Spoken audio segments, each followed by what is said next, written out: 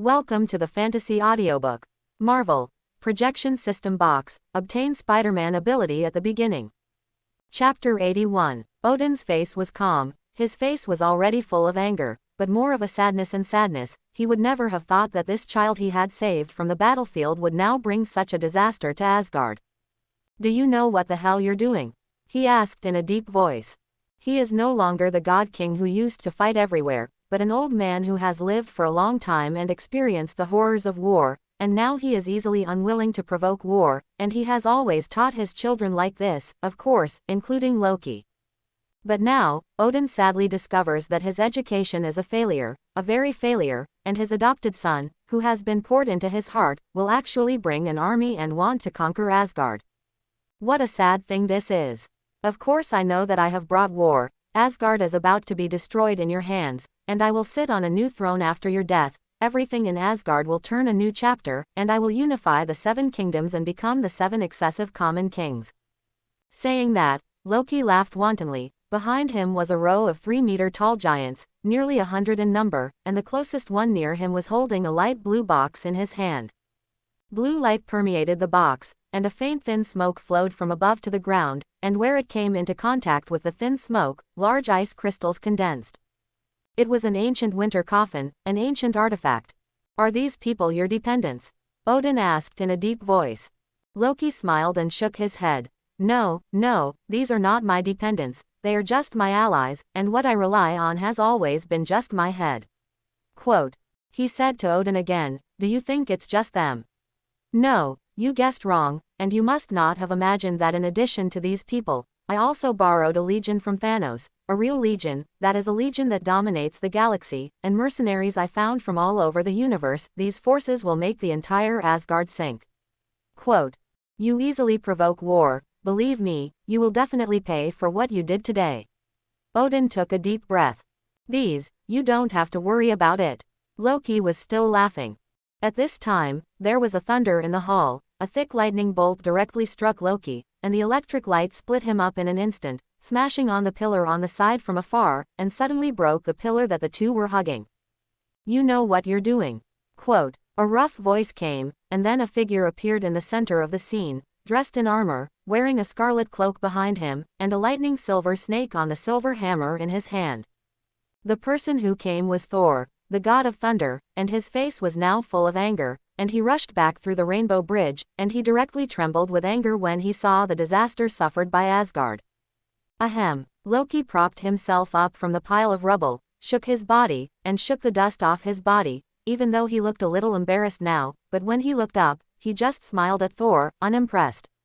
My brother, are you finally willing to come back? Isn't it painful to see this scene? Asgard must have died quite a few people by now. Quote. Ah! Thor shouted, with endless anger in his voice, swung his hammer, and a bolt of lightning slashed towards Loki again.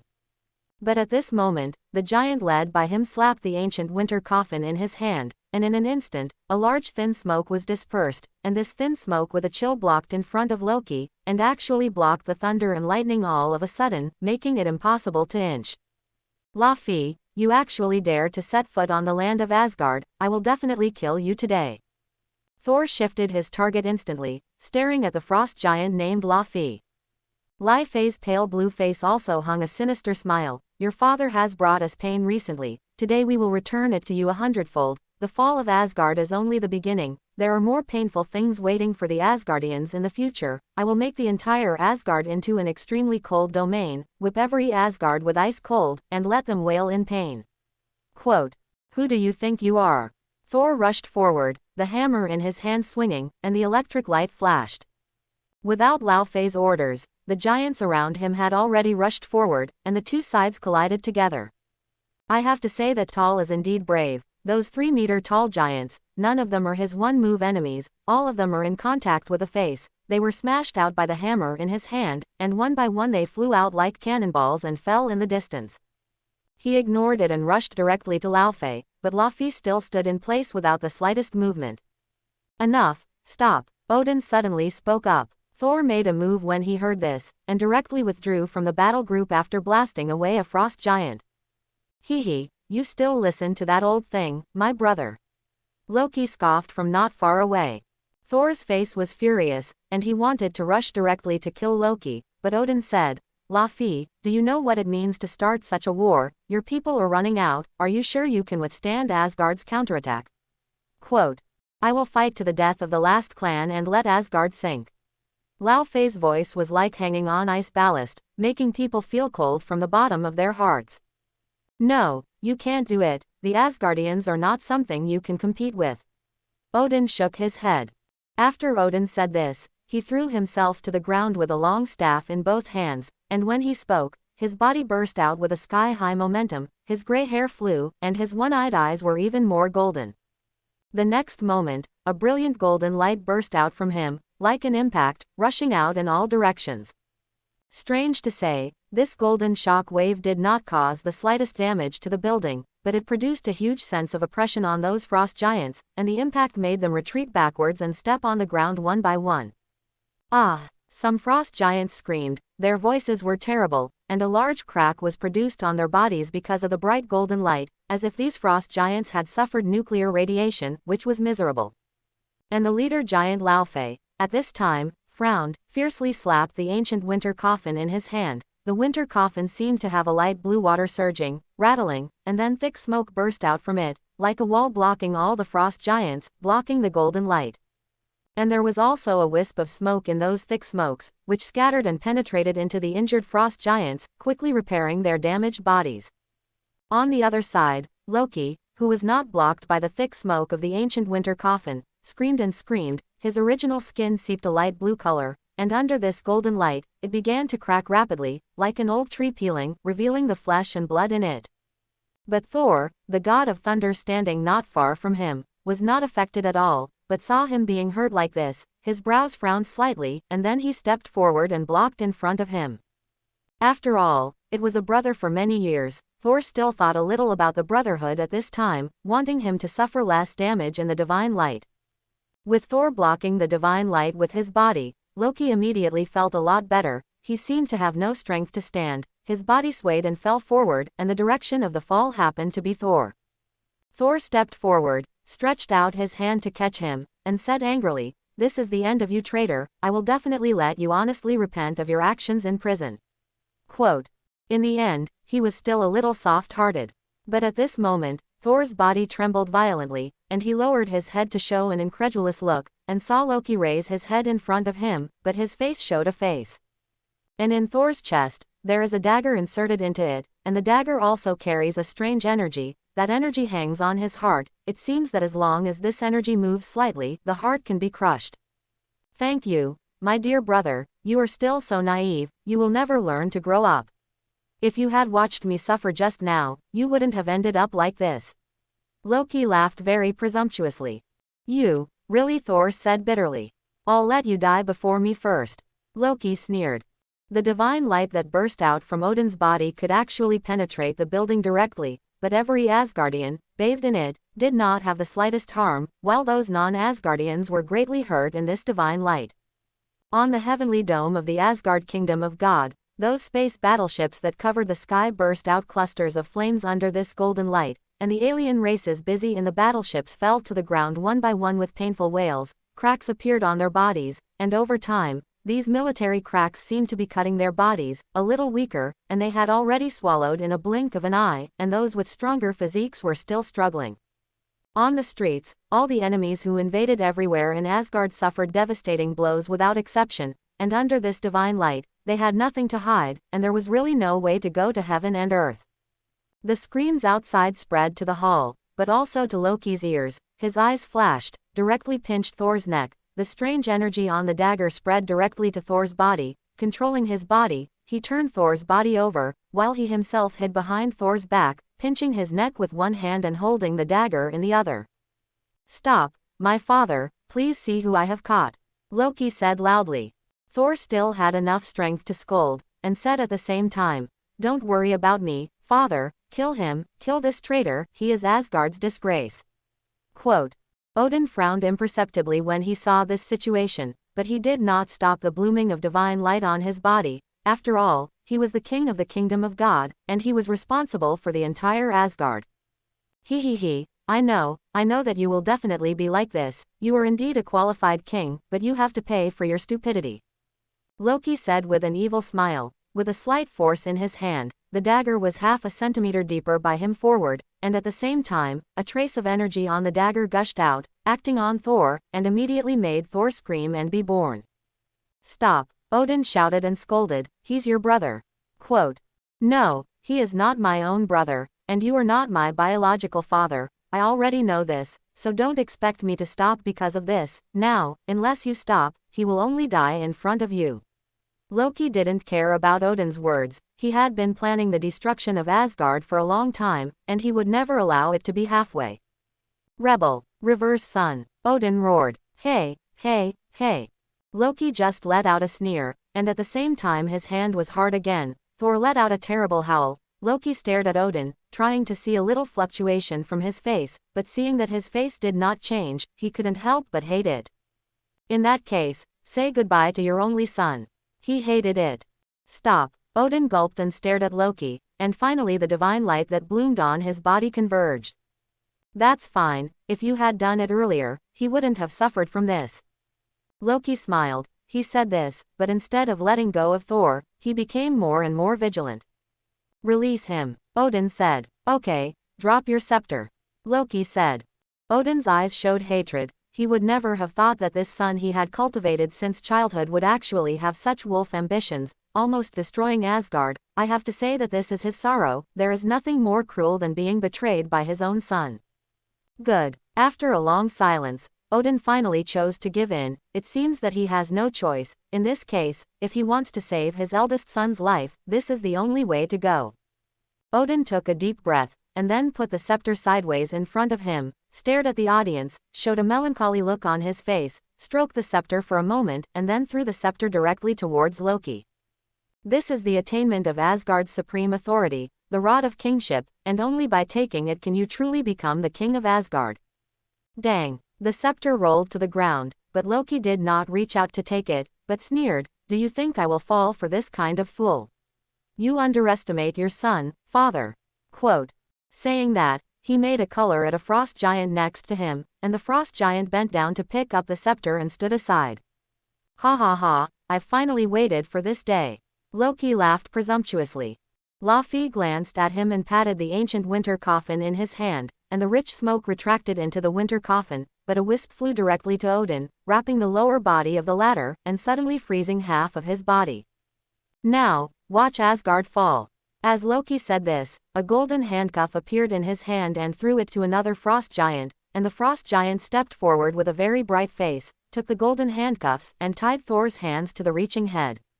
Loki let go of Thor, and by the way, he took the scepter handed over by the frost giant next to him. He looked at the scepter with some fascination, and then raised the scepter and laughed wantonly. Ha ha ha ha, voices echoed through the hall. And at this moment, a long sword stabbed out from his chest, his body shook, and he lowered his head in disbelief, looking at the bloody long sword, his face full of stunned. How can it be? Quote. He subconsciously looked up and saw that Odin in front of the throne turned into golden light and was gradually disappearing. When are you? Loki began to vomit blood. After you entered here, I already used magic to hide my true body. Odin's old voice appeared in his ears, but Odin did not know when it appeared behind him. This is impossible, no one can escape my eyes, and you cannot hide in front of my eyes. Loki is still incredulous. Nothing is impossible, my child, don't forget that your magic is still taught by me, do you think that I am really old? Odin said with a strong anger. No, don't, father, forgive me, I don't dare. Quote. There was also an energy on that long sword, and if this energy burst out, it would definitely blow him to pieces. No, your sins are unforgivable. Odin seemed to have seen Loki's cunning, and was no longer going to forgive him at this time. No, Loki cried out in horror, his face full of fear. Father. Quote. Thor looked back at this scene in disbelief. In his impression, his father would never play such a conspiracy, but he couldn't help but breathe a sigh of relief after seeing this scene. Get out of here, Odin said to him. No, father, let's kill these wicked together. I want to defend the glory of Asgard. Thor shook his head. When Odin was about to say something, His side was a pain, and when he looked down, he didn't know when a dagger had been pierced in his waist, and the hand holding the dagger was Loki's.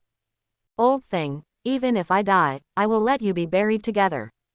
Stop it, Thor roared. Let's go. This loud drink was made by Odin, and he tried his best to make a sound, because he already felt that there was an energy that was rapidly penetrating into his body, and that energy he knew very well was the breath of the ancient winter coffin. The body becomes stiff and loses its vitality little by little. No, father. Thor's eyes were red, but before he could finish his words, an energy suddenly surged from Odin's palm, wrapping him in it, breaking through the walls of the hall and throwing him out, while Odin's voice echoed in his ears. Hurry away, go find helpers, go strengthen yourself, and recreate the glory of Asgard. You can only save Asgard if you live. Quote. After Odin said this, his body was frozen by the breath of the ancient winter coffin, and at this time, he had become an ice sculpture, and Loki agreed to take a few steps forward, and fell to the ground after breaking away from the blade. Can't let him escape. Don't worry, he can't escape, my child. Laufey said. Shut up, don't call me that. Loki said angrily. Loki stopped the bleeding for himself and glared at Laufey angrily. In his heart, the Frost Giants are as lowly a race as the Earthlings. Even if he is also a member of the Frost Giants, he will never take advantage of his own bloodline. Laufey only frowned, but did not refute Loki's words. He is the leader of the Frost Giant. Now everything can be taken care of, even if the person in front of him is his own child. He can only get along as a collaborator now. According to the agreement, you will soon be able to ascend the throne, and then you need to give me a world. Laufey said. Don't worry, I will naturally do what I promised you, and after conquering Asgard, the next step is to conquer Midgard, and then Warnerheim. Loki said and glanced at Laufey and said, Warnerheim and Midgard, you can choose one at random. Quote.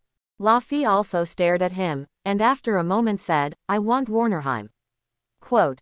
No problem. Loki smiled, and then he added, now, take your people and kill those who resist us, my Asgard, no rebels. Quote. Good. Luofei also agreed very simply. He came with the ancient winter coffin. This ancient winter coffin was originally the treasure of the Frost Giant. Because of the war between the Frost Giant clan and the Asa God clan, it was taken by Odin after the defeat, and now it was stolen by Loki and returned to him, which is the price of his shot. After he left, Loki glanced at Odin, who had turned into an ice sculpture, and then looked away from the high throne, and gradually, a smile appeared on his face. He walked up the stairs step by step, and before he came to the throne, the smile on his face could not be hidden. He turned to sit down with his scepter in hand, and faced the empty and ruin-like hall, but he laughed wantonly. Outside, the battle continued, and from time to time there were explosions, cries and fights, which became the soundtrack to his rise to the throne, and he seemed to have immersed himself in it, until a voice woke him up. Don't forget your master's command, conquer the 9 worlds, and then kill half of their lives.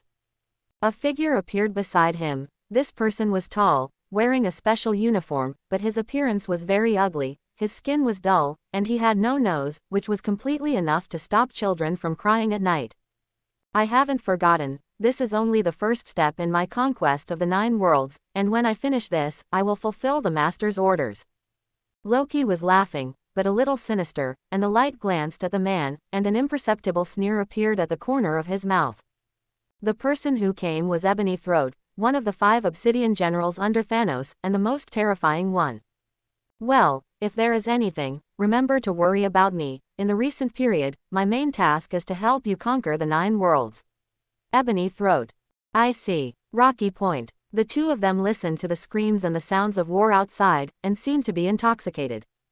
And on Earth, Leon is still busy. He doesn't know what happened in Asgard, and even if he does, he won't care about the things that Odin and their father and son are stabbing around. After all, he is busy now, but how to leave his sister behind? Well, this matter is obviously a little more important. Time passed, and by dawn, he succeeded in setting the arc reactor on fire. With a beep, the arc reactor on the instrument in front of him shines a light blue light. This light is very thin, but very stable. The light source of the arc reactor is a ring, and the energy reaction is underway in the ring, and the fusion reaction of new elements is very stable. It's done. Leon breathed a sigh of relief. worked overnight, and finally completed the optimized version of the arc reactor, and the next step was to add the space gem fragments to it. He took out a space gem fragment from the system light curtain lattice, which was the same as the arc reactor, shining with a light blue luster, as if the two were from the same source. In fact, the new elements in the arc reactor are deeply involved with space gems, and it is not impossible to say that the two come from the same source. He carefully clamped the space gem fragment with tweezers, and then carefully placed it in the reserved gap in the arc reactor. Buzz. At this moment, the humming sound rose a step, and the blue light above also increased significantly, and the light blue energy on the space gem was extracted and added to the fusion reflection of the arc reactor. Leon looked at the monitoring data, keeping an eye on the changes in the values above. The energy output power has increased by 3 times, but the frequency of energy fluctuations has been reduced by 5 times, and the energy output is more stable and continuous than just now, and now it seems that it is indeed successful. Leon was very excited. The arc reactor was nothing, but the success of this crucial step of adding space gem fragments was truly completed. He picked up the new arc reactor, which was only half the size of a fist and had a circular shape, a circle of light blue light that was very soft, and in the center of the circle, there was a triangular light blue area, in which was the space jewel fragment. He pressed his hand in one of the places, and the triangle closed, and then it also lit up with a light blue color. Next, it's time to put this thing on the girl, but to maintain the girl's existence, you don't need to make a hole in the chest like Tony Stark. By the way, just make her a new suit, connect this thing with her suit, so that it fits very well. Leon naturally did not hesitate to do this. In this laboratory, in addition to the materials and instruments needed to manufacture the arc reactor, there were other purchased things. And these things contain several high-tech materials, especially the materials used for combat uniforms, which are also purchased several. Originally he had a whim before, thinking about when he would have a whim in the future, and if he wanted to go to the hidden of superheroes, he had to come up with a set of combat clothes that matched his identity, so he prepared it in advance, but he didn't expect to be able to use it at this time. You say it's not a coincidence. Leon has no experience in making clothes, but it's okay, there is no experience to learn, and as soon as he finds a bunch of online tutorials, he still doesn't believe that he can't figure it out. The best material is naturally carbon fiber and the like. Leon chose one of the best, breathable, sweat-absorbent, non-staining or very good, according to Spider-Woman Gwen's suit, with black as the base color, and loose white contrast, and then with light pink as embellishment to cut into a different set of suits. It took him more than an hour, and after several attempts, he finally made a suit for him. The finished product is very beautiful. He made it according to the proportions of Spider-Woman Gwen's figure, still black legs and black waist, but there are white and pink stripes on the waist and legs, which can better set off her figure, and the upper body chest is a V shape. At the bottom of the V is a circle, and in that circle is placed the new arc reactor. This suit also has a hood. Compared to the white hair of Spider-Woman Gwen's own suit, the hood of this suit is pale pink, with white stripes on it, which complements the design of the lower body. The shoulders and arms are white, and the arms are also lined with white pink stripes in the crook of the arms. Leon wiped his sweat, secretly saying that this tailoring job was really difficult to do, but fortunately, now the finished product was finally made. In addition, the circle on the chest of this dress is fixed to the new arc reactor in the form of a hidden buckle, which can be removed when necessary, which is very easy and convenient, and he even put a lanyard on the new arc reactor, which can be worn around the user's neck like a necklace when worn, so that even if you take off the battle suit, the new arc reactor can be worn on the body. And this new arc reactor is only 4 centimeters thick, like a slightly larger pendant, no different from the average woman's sweater chain in winter, but also has a bit of technological beauty. Leon put the suit in front of his eyes and admired it for a moment, imagining how happy Gwen of Spider-Woman would be when she saw it, and couldn't help but be touched by herself. I'm supposed to be the best brother in the world, right? Well, it could also be a love brother. Quote. Leon was so complacent. After a sleepless night, he was not half tired, looked at the time, it was almost 7 o'clock, and he hurriedly drove to the Spider-Woman Gwen's house. When I arrived at the place and knocked on the door was quickly opened, and Spider-Woman Gwen held a toothbrush, with a sleepy-eyed look, and immediately smiled when she saw his arrival, although it was still foamy, but it looked very beautiful. She hurried to the bathroom to wash. Leon took care of herself on the sofa and waited, and before she could work, Gwen the Spider-Woman had already washed and came to him. Take it and see if you like it. Leon handed her the new suit. Spider-Woman Gwen took it and looked at it, suddenly saw something on the chest of the suit, and asked, "What is this?" "Looks like some kind of energy battery." Quote. "Well, it's true to say it's an energy battery. In fact, this is an ultra-small polymerization reactor. The energy supply is very stable. Wear it, you shouldn't worry about your existence in this world," Leon said with a smile. Gwen looked at the suit in her hand, and then at Leon. She suddenly found that Leon's hair was a little messy, and there was a little blood in her eyes, and suddenly asked, "You made this yesterday night?" Quote. "Yes, I'm afraid you're in a hurry, so I'll send it to you in the morning," Leon rightfully said.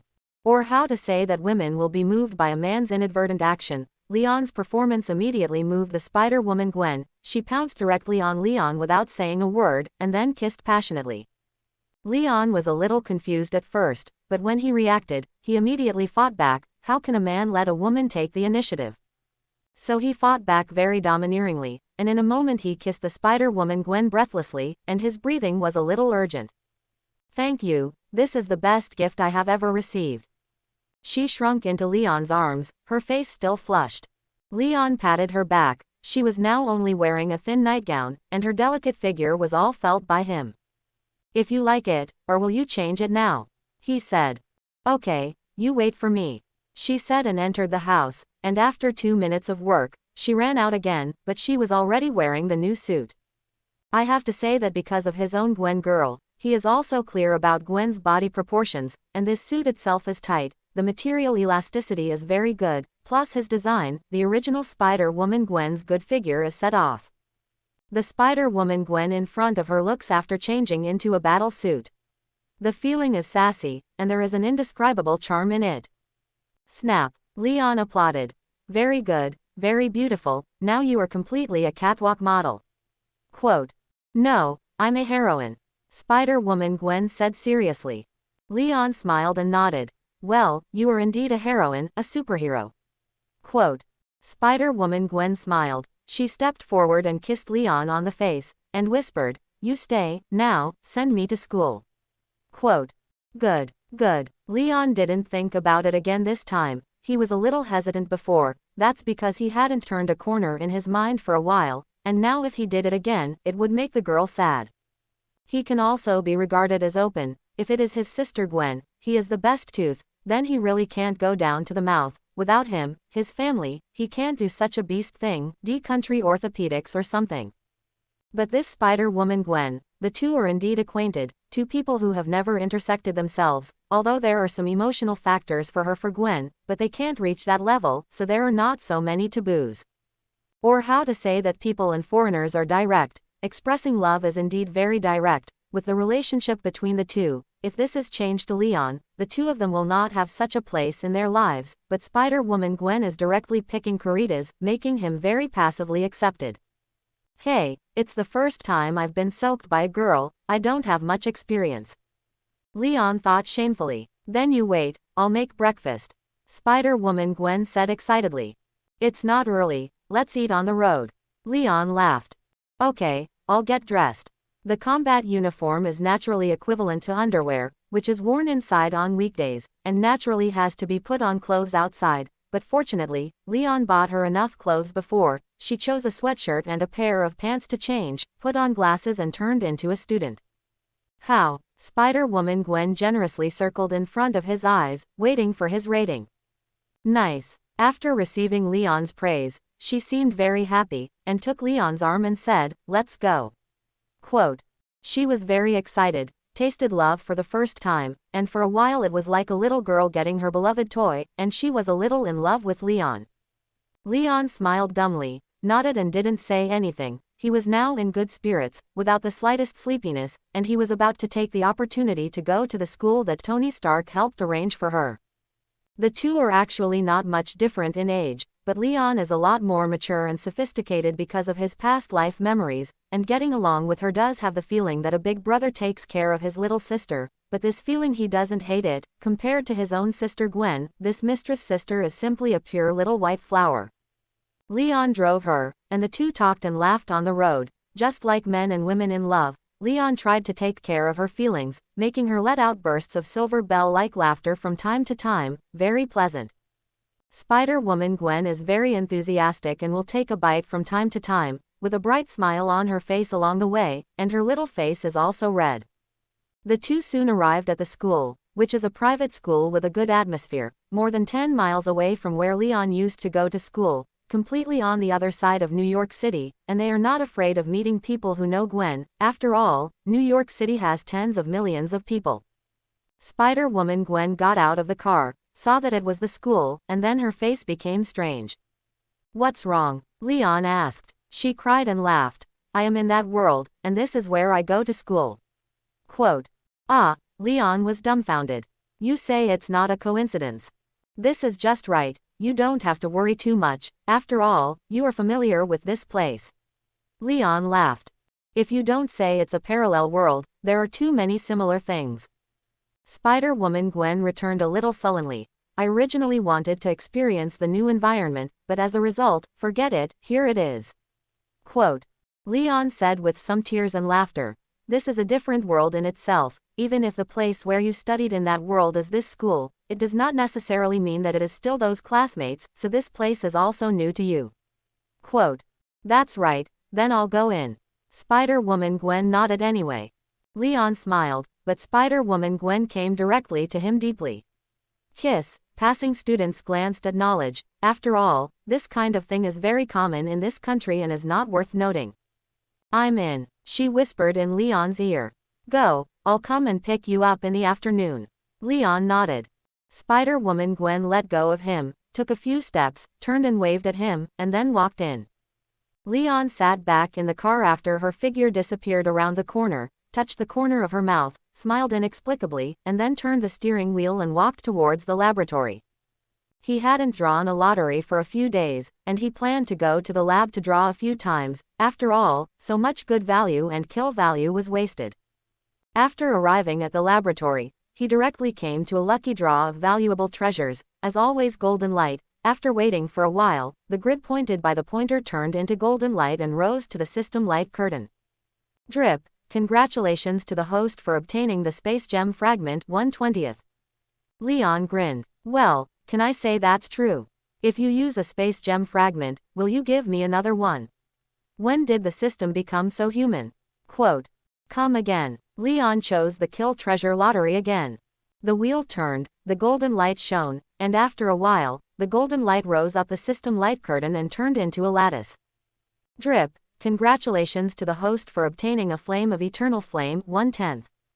Leon was stunned, did not rashly take out the small flame in the lattice. He knew that the eternal flame, this thing will not be exhausted, cannot be extinguished, and it is also a small bug-level existence.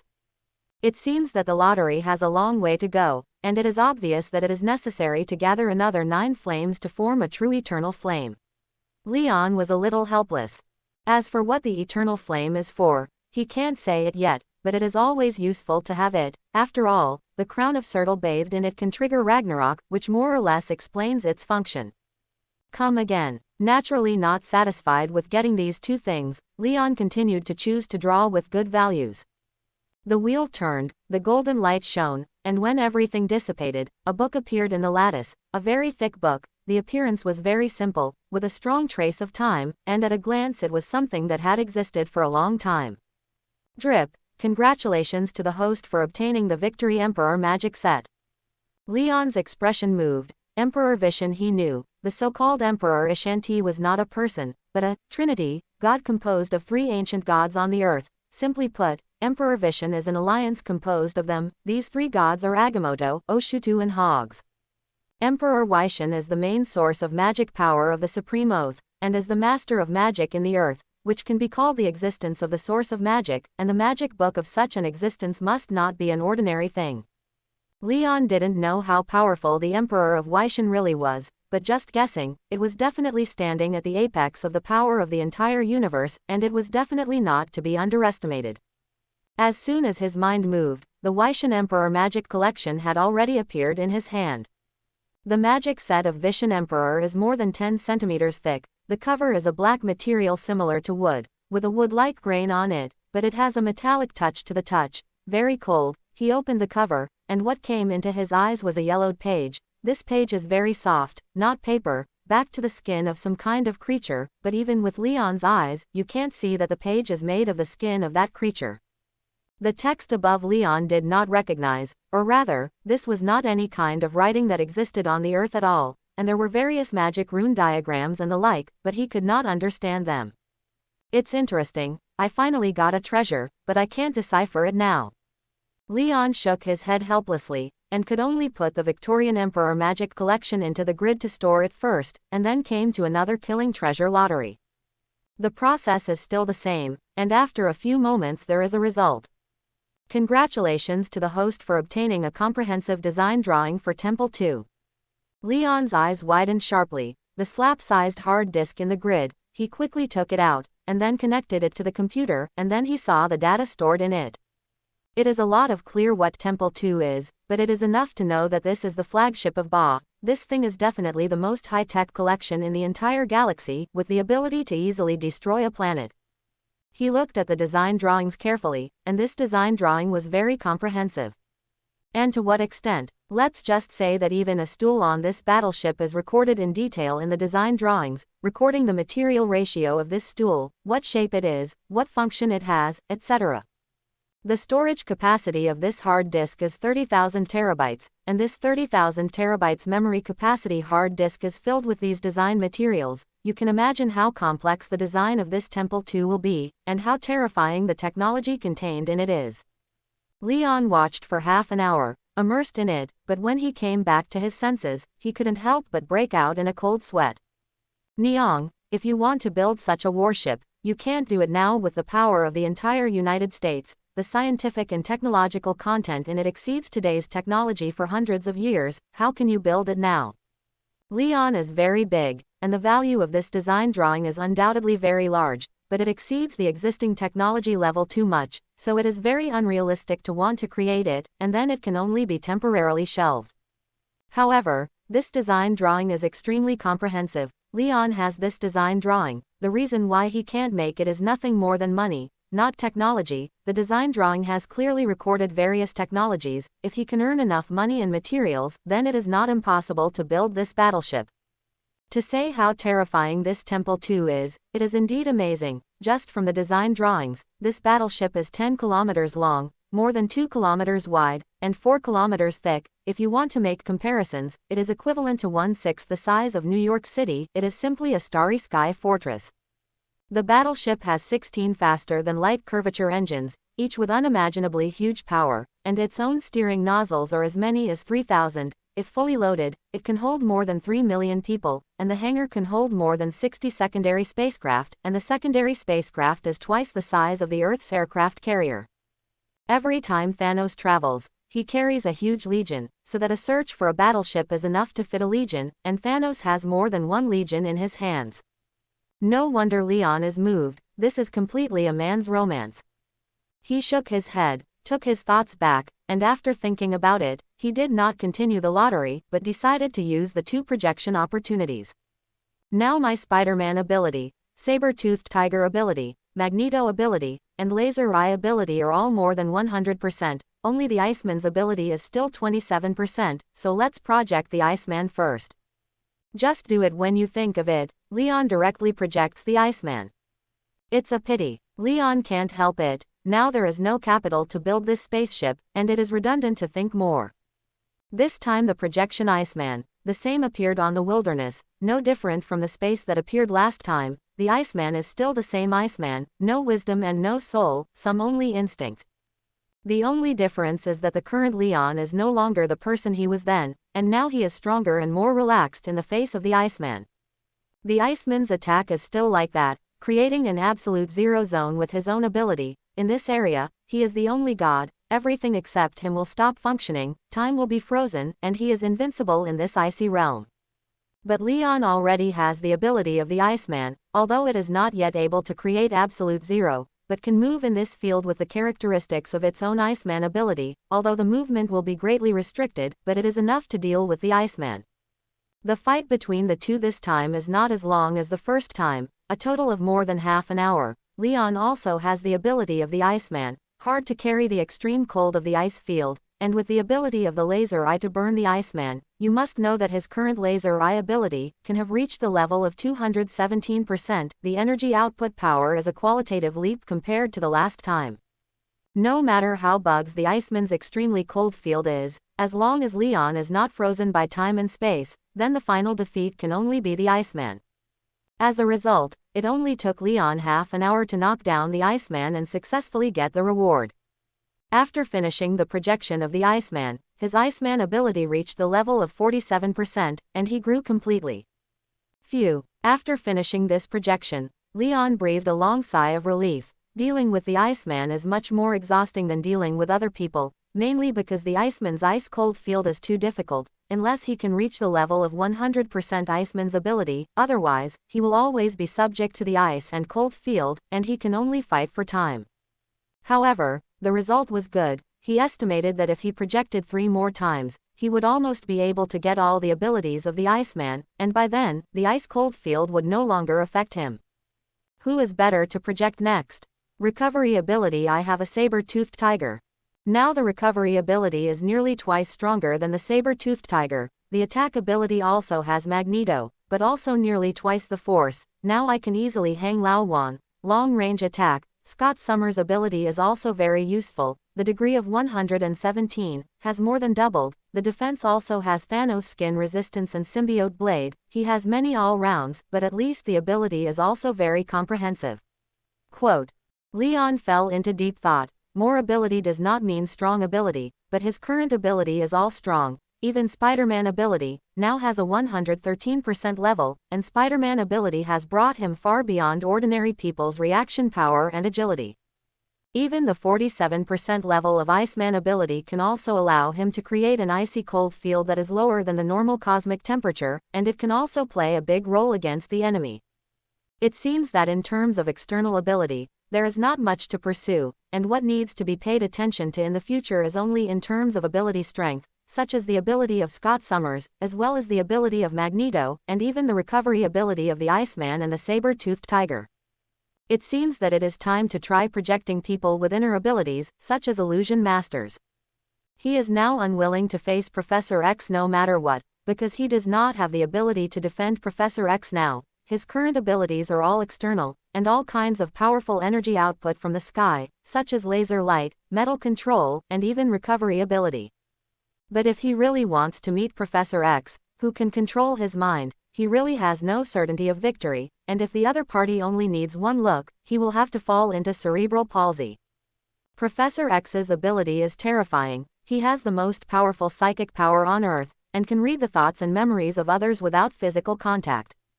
How strong is he? Specifically, it can read other people's thoughts within a radius of about 400 kilometers, and can also create illusions and manipulate other people's thoughts. He can also use psychic abilities to treat mentally or physically paralyzed patients, similar to hypnosis.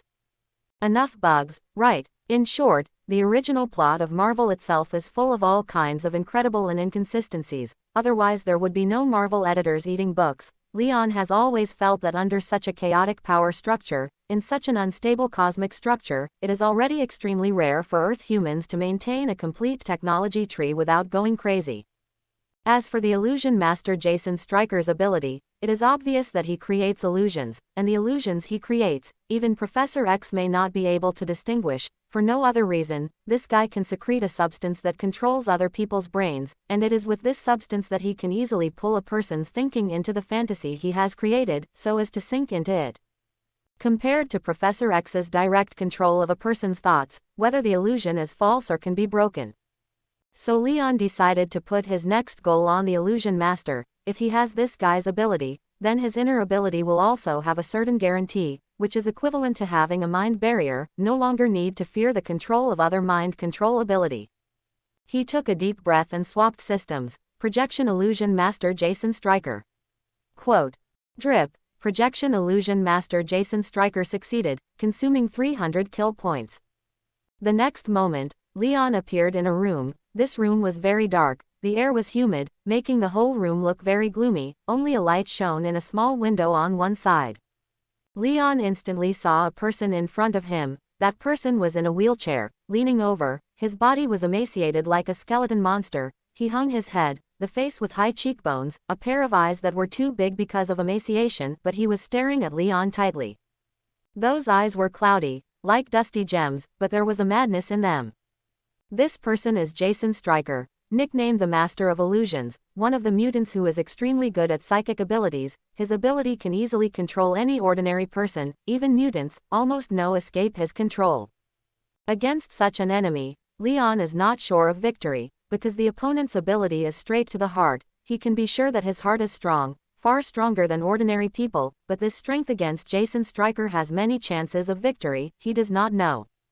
So the first time he saw Jason Stryker, his eyes directly burst out of the laser beam, hitting the other party's head.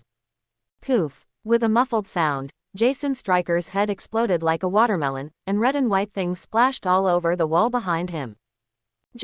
Is that the end of it?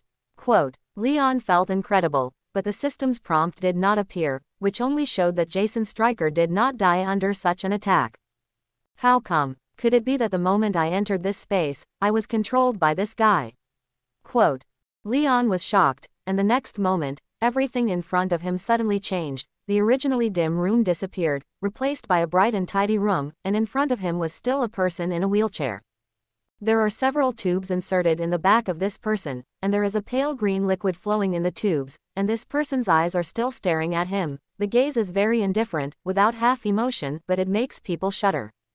Leon frowned when he saw this, and now he could determine that he had indeed fallen for Jason Stryker's trick, and everything he saw now was just an illusion. The reality of this illusion made him unable to distinguish the slightest falsehood. What to do? Leon felt that this matter was a bit difficult to do. If it was positive, he was not afraid of anyone, but such illusions were difficult to break.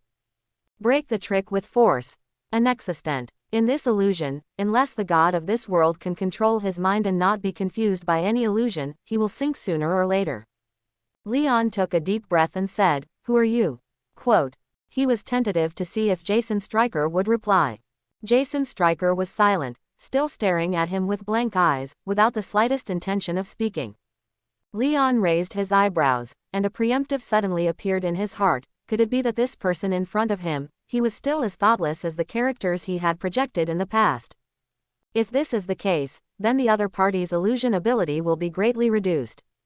Try again. 2 laser beams burst out from Leon's eyes again. The same hit Jason Stryker's head, and Jason Stryker's head immediately burst, and the consequences were the same as Fang Kai, red and white things splashed. The next moment, everything in front of him changed again, and Leon appeared in a room again, but this room was much larger than the room just now, but Leon found that his perspective suddenly changed. He found himself lying on a cold platform, unable to move, but around him stood several men in white coats, some of whom were holding scalpels and disemboweling themselves. There was a cold touch on the stomach, and there was a slight tingling pain, but there was no sharp pain as expected, and the body was sore and soft, as if it had been given anesthetic. He lowered his head in horror and saw that his belly had been cut open and immobilized with an instrument, while another white coat was being used to cut his intestines. Groove. Do you want to be so real?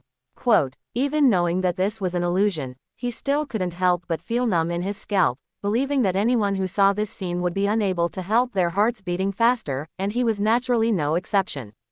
Hey, stop me, Leon snorted. No one paid attention to him. These people were doing what they were doing, and they didn't even communicate with each other, exactly like machines. He watched as his large intestine was removed, bloody and steaming, then the small intestine, then the stomach, then the liver and spleen. Does Nima want this? Can you interact with the fantasy world? It's hard for me to give you a good review like this. Leon shouted helplessly. To say that he is afraid, he is really not very afraid, but there is just some scalp numbness, watching his internal organs be taken out little by little. It feels really not very good, but he knows very well in his heart that this is an illusion, and he is not afraid of getting lost in this illusion at all. There is no other reason. Who makes the projection space awesome? The projected characters who appear here have no wisdom and thought at all. Everything follows instinct. If those characters who are good at fighting come here, it is okay. At least it is possible to hurt Leon, but Jason Stryker, such a guy who can only create illusions to control people, without wisdom and thought, then the illusions he created, there are obvious defects. As long as it is not brain dead, I believe that if you stick to it, you can always get through it. Of course, this kind of endurance is not everyone can get through. Replaced by an ordinary person, tossed several times like this, it is estimated that he has already suffered a mental breakdown, and it is only such a big heart as Leon that can ignore such a picture, and even have the mind to complain. Without wisdom and thought, you are a log, can you come up with something new? Leon shouted. He is not afraid of such a picture at all, because he knows very well that this is false. If in reality is controlled by the illusion of the illusion master, then the average person is likely to do things that he regrets for life, such as the fantasy in his head, turning his closest person into an enemy, and in reality this person's body can move, so what is the ultimate consequence of this person? Obviously, this person will kill the enemy, so that in reality he kills his closest person. When the illusion in this person's brain disappears, and then sees the scene in reality, will it collapse with the blow? The answer is yes, there is a high probability that the person will collapse.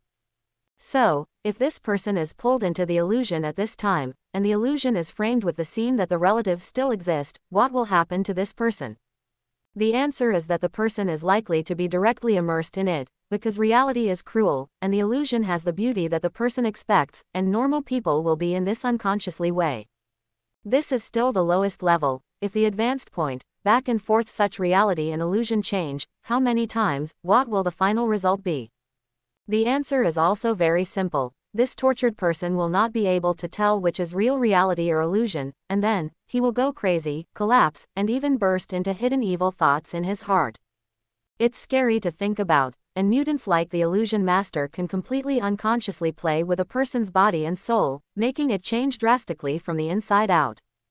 If it is in the outside world, Leon is tortured by the illusion master in this way, even if he can endure the torment caused by torture, but when the time is really long, he does not know whether he can still maintain his heart, and even under great hatred, he directly bursts out with the idea of destroying the entire world. With his current ability, destroying the world may be exaggerated, but if you want to cause great damage in a city, it can still be easily held, and under indiscriminate attacks, whether it is illusion or reality, he can wreak havoc madly. As long as he kills all the people on the earth, then the illusion that controls him will naturally be lifted, but at this time, he has no place to regret it, which is the terrifying thing about the illusion master. But in this projection space, no matter how the division tosses, as long as Leon does not take the initiative to leave the projection space, then he does not have to worry about what disaster it will bring to reality. This is also where his strength lies. Time passed by minute, and the organs in Leon's abdomen had escaped, and then he was disemboweled, his lungs were removed, and a feeling of suffocation came, and as time passed, the feeling of suffocation became more and more tormenting him. Then came the heart, and when the heart was taken out, his mind began to become dull, his eyes turned black, and he fell into a state of near death. What about my abilities? What about my self-healing ability? Even if it's an illusion, you have to obey some basic things, right? Isn't this an explicit telling of others that this is fake? Quote. Leon couldn't speak, but when he gave birth to this idea, all the organs that were removed from his body began to regenerate rapidly, first the heart, then the lungs, and then the large and small intestines of the abdomen, and all the organs that were cut off grew back in a moment. It's so fake, it's really fake. Leon complained helplessly. And with his complaint, everything in front of him shattered, like glass. The person who disembodied him was gone, the cold touch on his back was gone, the pain in his chest and abdomen disappeared, and when he came back to his senses, he faced Jason Stryker again. Jason Stryker is still that half-dead look, without the slightest change, but Leon can't help but shake his head. Any illusion you have now is no harm to me. Even if you can create 10,000 illusions, 100 million illusions, I can always persevere, and you use your ability, you have to consume your own energy. I don't believe your energy is infinite. How many times can you create illusions? When you are exhausted, it is not the same person or me who wins. Why bother? Quote. Unfortunately, his words were destined to be spoken to the stone, and Jason Stryker competently pulled him into the next fantasy realm, and this time he was facing the vast cosmic starry sky, and below him, there was an incomparably bright star, which directly occupied most of his perspective. The next moment, the incomparable heat came, making him feel like he was in an oven in an instant, this temperature is not to mention thousands of degrees, which can completely burn a person to ashes. At the same time, he also felt a sense of suffocation, and he was fixed in the void like this. Even if he had the ability to be in his body, he could not escape here. It's kind of interesting. Leon thought so, but now he can't do anything but think. His body is fixed by inexplicable things, unable to move, and can only passively endure this torment. Jason Stryker wouldn't want me to endure endless burning here, would he? Leon frowned a little. I have to say that this burning is indeed very painful, and after a long time, it is an ordeal even for him. This guy really found a good idea. It's a pity, you want to seal my ability, but my ability is equivalent to innate, how can it be so crazy? Thinking like this, his mind moved, the magnetic control ability was activated, captured the magnetic field lines, and then moved quickly, and the next moment he moved, the whole picture broke again.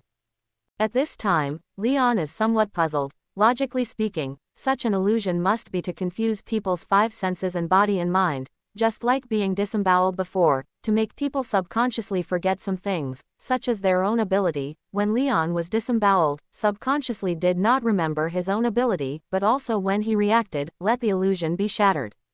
And just now, he completely remembered the ability he had, which directly destroyed the stability of the illusion. This is much weaker than the illusion he envisioned that can essentially confuse the human mind. Could it be that this illusion master's ability itself is a thing? Or is it because of this projection space that makes people like the illusion master have a sharp decrease in ability effect? Quote. Leon thought so much between the electric flint, and then suddenly thought of something. Yes, 9 times out of 10 it is the latter. Because of the projection space, the characters who project external power have no thoughts, but the combat effectiveness will not weaken much. But the characters with spiritual power, without mind and thinking, it is like being unloaded from their limbs. Leon understood this stubble, and immediately became surprised by the system. This system is really powerful. Now he was completely unflustered. The next moment, the scenery in front of me changed again. In front of it was pitch black. There was no trace of variety, some were just pure black, black deep, as if everything in the world had fallen silent. He sensed an unparalleled pressure acting on him, appearing in every corner of his body, and his mind was a little confused under this pressure. Leon turned his head with difficulty under this terrifying pressure, and then he saw the starry sky and saw a huge accretion disk, which was a crimson color, like fire, bursting out bursts of light, extremely dazzling. This Nema is a black hole. Leon was shocked. Everything around him felt too real, and even the pressure felt on his body was unparalleled horror. The next moment, he saw his body, starting from the foot to be decomposed, directly decomposed into molecular level substance. There was no pain at all, because in the decomposition, even the electrical signals transmitted in the nerves were absorbed by this huge gravity, and he can only barely stay awake now, and can only watch himself being torn apart by the huge gravity of the black hole. Is this the true ability of the illusion master? He found that he underestimated the illusion master. This kind of spiritual power, even if he did not have the mind and thinking, but just the illusion created in this way, it was really excessive. It is hard to imagine what kind of torture someone else would suffer in the face of such an enemy without projection space. It is no wonder that in the original Marvel book, even a big guy with a spiritual ability like Professor X who is against the sky has been put together by such a person. Terrifying, terrible. This was Leon's last thought, and then he was torn apart by the huge gravitational force and only a head remained. That's not right. What about my abilities? Quote. He woke up suddenly, shocked, and the next moment he was furious, and he felt like he had been teased. Immediately, a crimson light bloomed in his eyes, and 2 laser beams had burst out of his eyes, but they were strangely not affected by the gravity of the black hole, and even directly broke through the black hole in the next moment.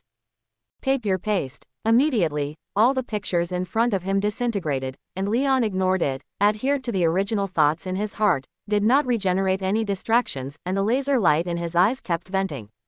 Another starry sky appeared in front of him, but the moment this starry sky took shape, it was broken by 2 laser rays, and then another scene, which was also broken by laser light at the moment of formation. In this way, the scene changed more than a dozen in a row, but each time it was the moment it was formed, it was already shattered.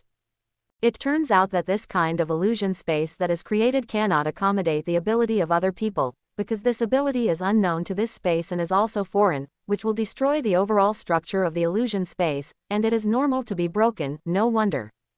The more he thought about it, the more Leon became jealous of people like the Illusion Master. If it weren't for the fact that in this projection space, the Illusion Master's ability was suppressed too much, otherwise, it was estimated that he would have to sink into it. In that case, it depends on what other means you have. Leon was ruthless. It was as expensive as dealing with the Iceman, and he didn't believe that with such terrifying energy, he would not be able to consume a disabled person. Time passed minute by minute, just as he thought. Any fantasy scene that was created, as long as his ability appeared, would definitely be shattered in the first time, and the two fell into a stalemate for a while. Various scenes kept appearing in front of Leon's eyes, but these scenes disintegrated at the fastest speed, and then appeared the next moment, and so on, as if endlessly. But there is always an end. Leon can hold on, but Jason Stryker can't. When time has passed 2 hours in the projection space, the scene in front of him is shattered again, and then he appears in a room. This room is the fantasy space where he first appeared, the dim room.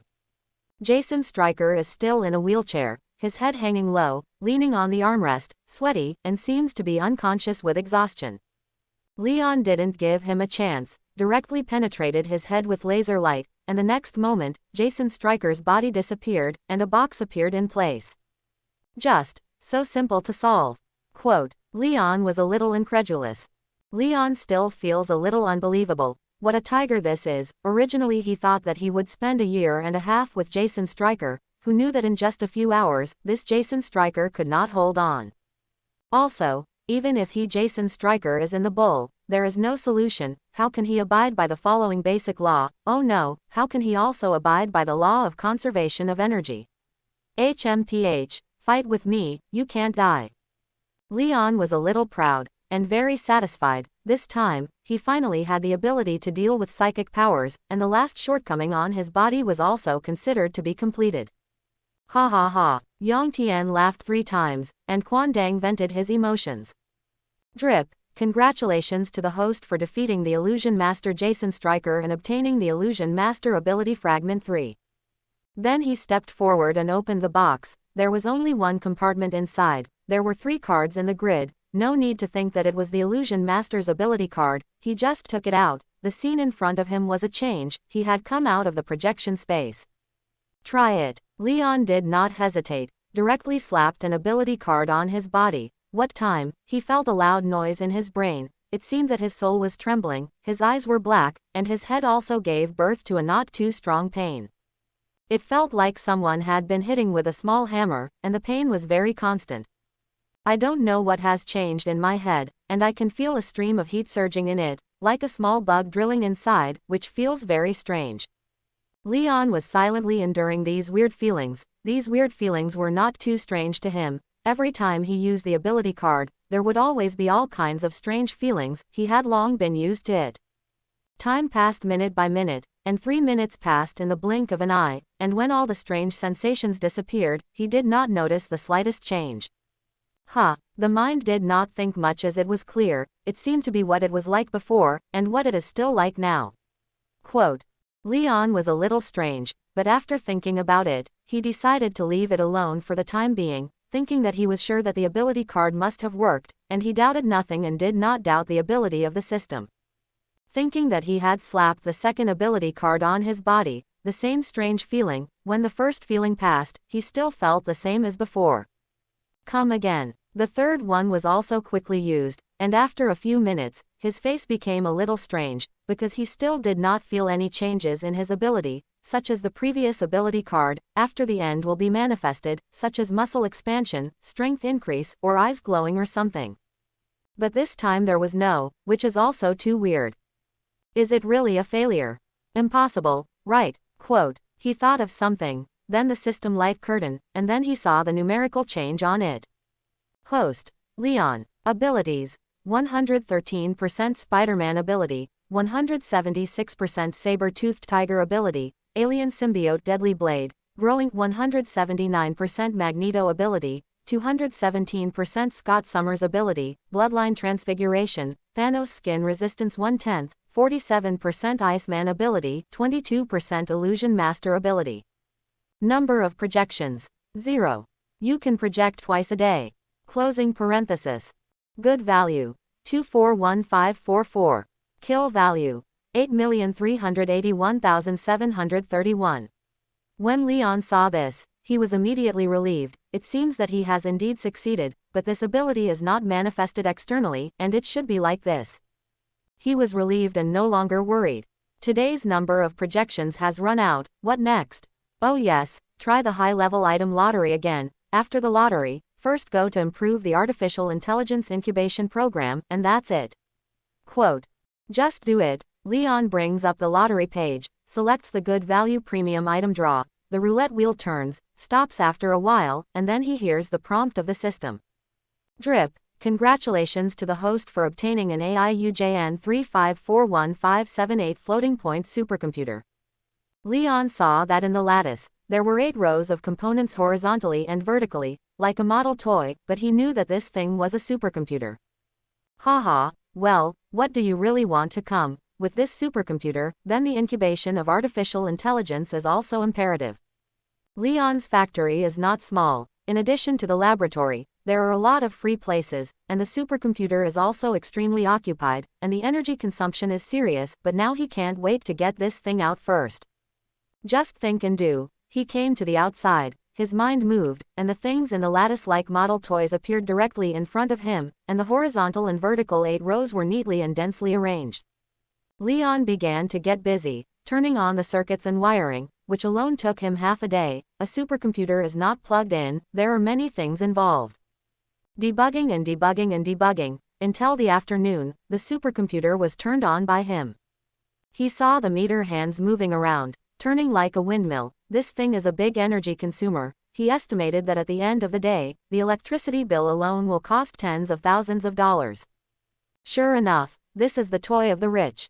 Leon was very interested in this and decided to name this thing Galaxy River, and since then, Galaxy Supercomputing has also settled here. After the debugging was completed, he checked the performance, and found that he had made a lot of money, and the floating point operation speed of this Galaxy supercomputer reached 840 million times per second. That is to say, this Galaxy supercomputer was only a little weaker than the Taihu Light supercalculation he knew in his previous life. Awesome! With this Galaxy supercomputing, he only needs to perfect the artificial intelligence incubation program now, that is, the rest is only a matter of time.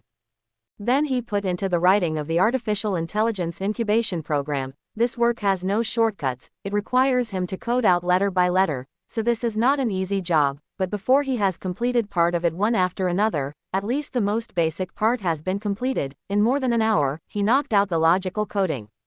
More than an hour of busyness was short, and Leon looked at the program on the monitor in front of him and smiled. Finally got the basic version out. He gently hit the enter key, and then the computer screen in front of him went dark, and the next moment, a dot lit up in the center of the screen, and then this dot gradually expanded, turning into a pale yellow circle, and a pair of cartoon eyes and mouth appeared in the circle. The artificial intelligence incubator was successfully opened, and then a dialog box popped up next to the cartoon face with a sentence in it. Please name the program. Leon thought for a moment, and then typed down a string of characters in the dialog box. Sveha. That's right, he's just such a bad guy that he made it clear that he wanted to spoof Tony Stark, who called his smart butler Jarvis. The naming is successful, the system is turned on, please give the command. Leon typed another string of characters. Search for internet sound sources, create a female voice for yourself, about 18 years old, and then create a female image for yourself. Quote. Okay, the directive is being implemented. The cartoon face blinked, and a reading note appeared below. The speed of reading the note was very fast, but the work was over in more than a minute, and then the face was small, and a very beautiful female face appeared on the computer screen, very realistic. Hello, user, I'm Sveha. Leon picked up the microphone next to the table and said, download information on the network and enrich the personality database. This command will remain in effect unless I order it to be lifted. Quote. Okay, user, expect it will take 10 minutes, I will be able to complete the basic personality structure. An ethereal voice came from the stereo, but with a hint of mechanicality. Leon nodded and said, let's start. Quote. Time passes minute by minute, and 10 minutes pass in the blink of an eye, during which folders pop up and close from time to time on the computer screen, and various pictures and video materials are downloaded from time to time. Although it is only the most basic intelligent program, but because of its exquisite calculations, just because it has the ability to think similarly, it has the ability to learn independently, which is not at all. 10 minutes later, Sveha's voice came out of the stereo. The foundation is complete. User, what should I call you? Quote. Call me Master. Now start binding the program. Leon said. Good Master. The binding begins. On the experimental table on the side, Leon left his various sound sources in a sound collector, then pricked his finger to get a drop of blood, and then slapped the irises of both eyes, and completed the binding procedure. The sound binding is successful, the gene entry is successful, and the iris recording is completed. After doing this, Leon ordered Sveha, continue to collect all kinds of information online, expand your database, and strive to complete a self-upgrade in 3 days. Quote. Yes, Master. After doing all this, Leon breathed a sigh of relief, and finally completed the artificial intelligence, and it was also a wish. External connection to my phone. Leon ordered again. Good host. He took out his mobile phone, and then saw that the mobile phone screen went black, and then turned it back on. In this short period of seconds, Sveha has completed the cracking of the mobile phone program, and even if he is outside, he can contact Sveha through the mobile phone to give various commands. Okay, for the time being, just these things. You can summarize the monitoring system here yourself, and pay attention to alert me at any time. Good host. Leon nodded, looked at the time, stretched and cleaned up before leaving here. This factory house can only be regarded as a temporary accommodation for Sveha, and he feels that he must find a place to use as a base as soon as possible, otherwise it is not very safe to put it here. Leon drove directly to Gwen the Spider-Woman's school, waited for a while and the school was dismissed, and a moment later he saw the Spider-Woman Gwen and a few men and women talking and laughing out, saw him leaning against the car door, his eyes lit up, hurriedly said goodbye to his companions, and then ran over. Gwen the Spider-Woman threw herself directly into Leon's arms and kissed him passionately, before asking, when did you come over? Quote. Just coming. Leon smiled. What's that night? What do you suggest? Spider-Woman Gwen thought for a while, and then said, how about we go eat seafood? Quote. Yes. Leon took out his mobile phone and said, Sveha, choose a high-end restaurant for me, set a seat at 6 o'clock, 2 people. Quote. Good host. Sveha's voice came from the phone. Wow, what is this? Spider-Woman Gwen was surprised. Leon explained with a smile. I wrote a small program that works very well. Quote. He wasn't lying. Sveha was indeed typed out by him letter by letter. You're so good, is there anything else you won't? Spider-Woman Gwen said. Leon pretended to think for a while. There really are, such as giving birth. Quote. Spider-Woman Gwen giggled, and then said, let's go back first. Quote. Yes, ma'am, please get in the car. The two were like ordinary lovers, chatting and laughing along the way, and after returning to Gwen the Spider-Woman's residence, the two continued to warm up, killing time and waiting for night to fall. Leon is also happy to accompany her, at least there is a girl by her side, and it feels very good. At dinner time, the two drove again and went directly to Svehaden's hotel. Of course, this time Leon drove a sports car. After all, the place was still quite high grade, but the two were still dressed normally and no one wore too solemn. After ordering the meal, the two talked and laughed, and Spider-Woman Gwen drank lipstick wine and said, I can't believe that I would actually come to this kind of place with other men to eat. Quote. What's wrong? Leon asked inexplicably. The last time I was in this kind of high-end restaurant, it was with my father, and his police station had a reception. Spider-Woman Gwen explained. Leon smiled and clinked glasses with her. I'm also an ordinary person. This is not a royal palace hall. Naturally anyone can come, even if it is expensive, it doesn't matter. After all, I am not short of money. You don't have to worry about money, everything has me. Quote. Spider-Woman Gwen smiled slightly, and then nodded seriously. I know, but I'm worried that one day, I will suddenly. It won't. Leon interrupted her. As I just said, everything has me, you don't have to worry at all. Because I won't let that happen, and I'll find a way to travel between the two worlds, and then you'll be able to travel between the two worlds normally. Quote. He spoke solemnly, and his face was serious. Spider-Woman Gwen also looked at him seriously, and suddenly smiled. I believe you. Quote. Well, you don't have to worry, this is my guarantee. Leon also smiled. The two ate happily and chatted from time to time. Leon was in a good mood, and it could be seen that Gwen was even more excited, and the two had a tacit understanding that they did not talk about the next thing, because both knew what would happen in the evening. The meal took half an hour, and after the meal, Leon asked, do you want to go shopping again? Quote. Gwen the Spider-Woman shook her head and said, no, I want to go back. Quote. Leon smiled and pinched her nose, ready. Quote. Spider-Woman Gwen took a deep breath and said, yes. Quote. Okay, let's go back. The two quickly returned home, only to close the door. Spider-Woman Gwen enthusiastically pounced on Leon. The two kissed all the way to the room, and then directly fell on the bed. The next thing does not need to be described too much, it is always a romantic event that is overflowing. It's just that there are always regrets in everything, and when Leon was comfortable, his phone rang. I should have thrown this thing away a long time ago. Leon glanced at the caller, then hung up in annoyance. He didn't want to talk to Tony Stark at this spring dinner, so he threw the phone aside. Let's continue. Unfortunately, it backfired. The phone rang again at the next moment. Leon cursed secretly, and then hung up the phone again with magnetic control ability. What's wrong? Whose phone? Quote. Spider-Woman Gwen was closing her eyes, and when she opened her face, she blushed. That playboy, don't worry. Oh, okay. The romance continued, but unfortunately the phone rang like a rush. Leon took a deep breath, stretched out his hand, the phone flew into his hand, he connected and said directly, Fac, if there is nothing important, I will definitely block you. Quote. The war has begun, Tony Stark said anxiously. What? Leon asked. War. We are going to face the most terrifying war, this is not a joke, you guys come quickly. Tony Stark said. Fac, what does it have to do with me? Don't call again. Leon didn't care about war or war now, the important thing was to complete the matter in front of him, and he said, I'll talk about something later. Quote. After saying that, he didn't care what he said over there, he directly hung up the phone, and turned off the phone and threw it aside, and then smiled and said to Spider-Woman Gwen, let's continue. Quote. Just like writing a novel, being interrupted just now is like adding pressure to the protagonist, then the plot foreshadowing, then the continuous description, until the moment when the high ridicule breaks out.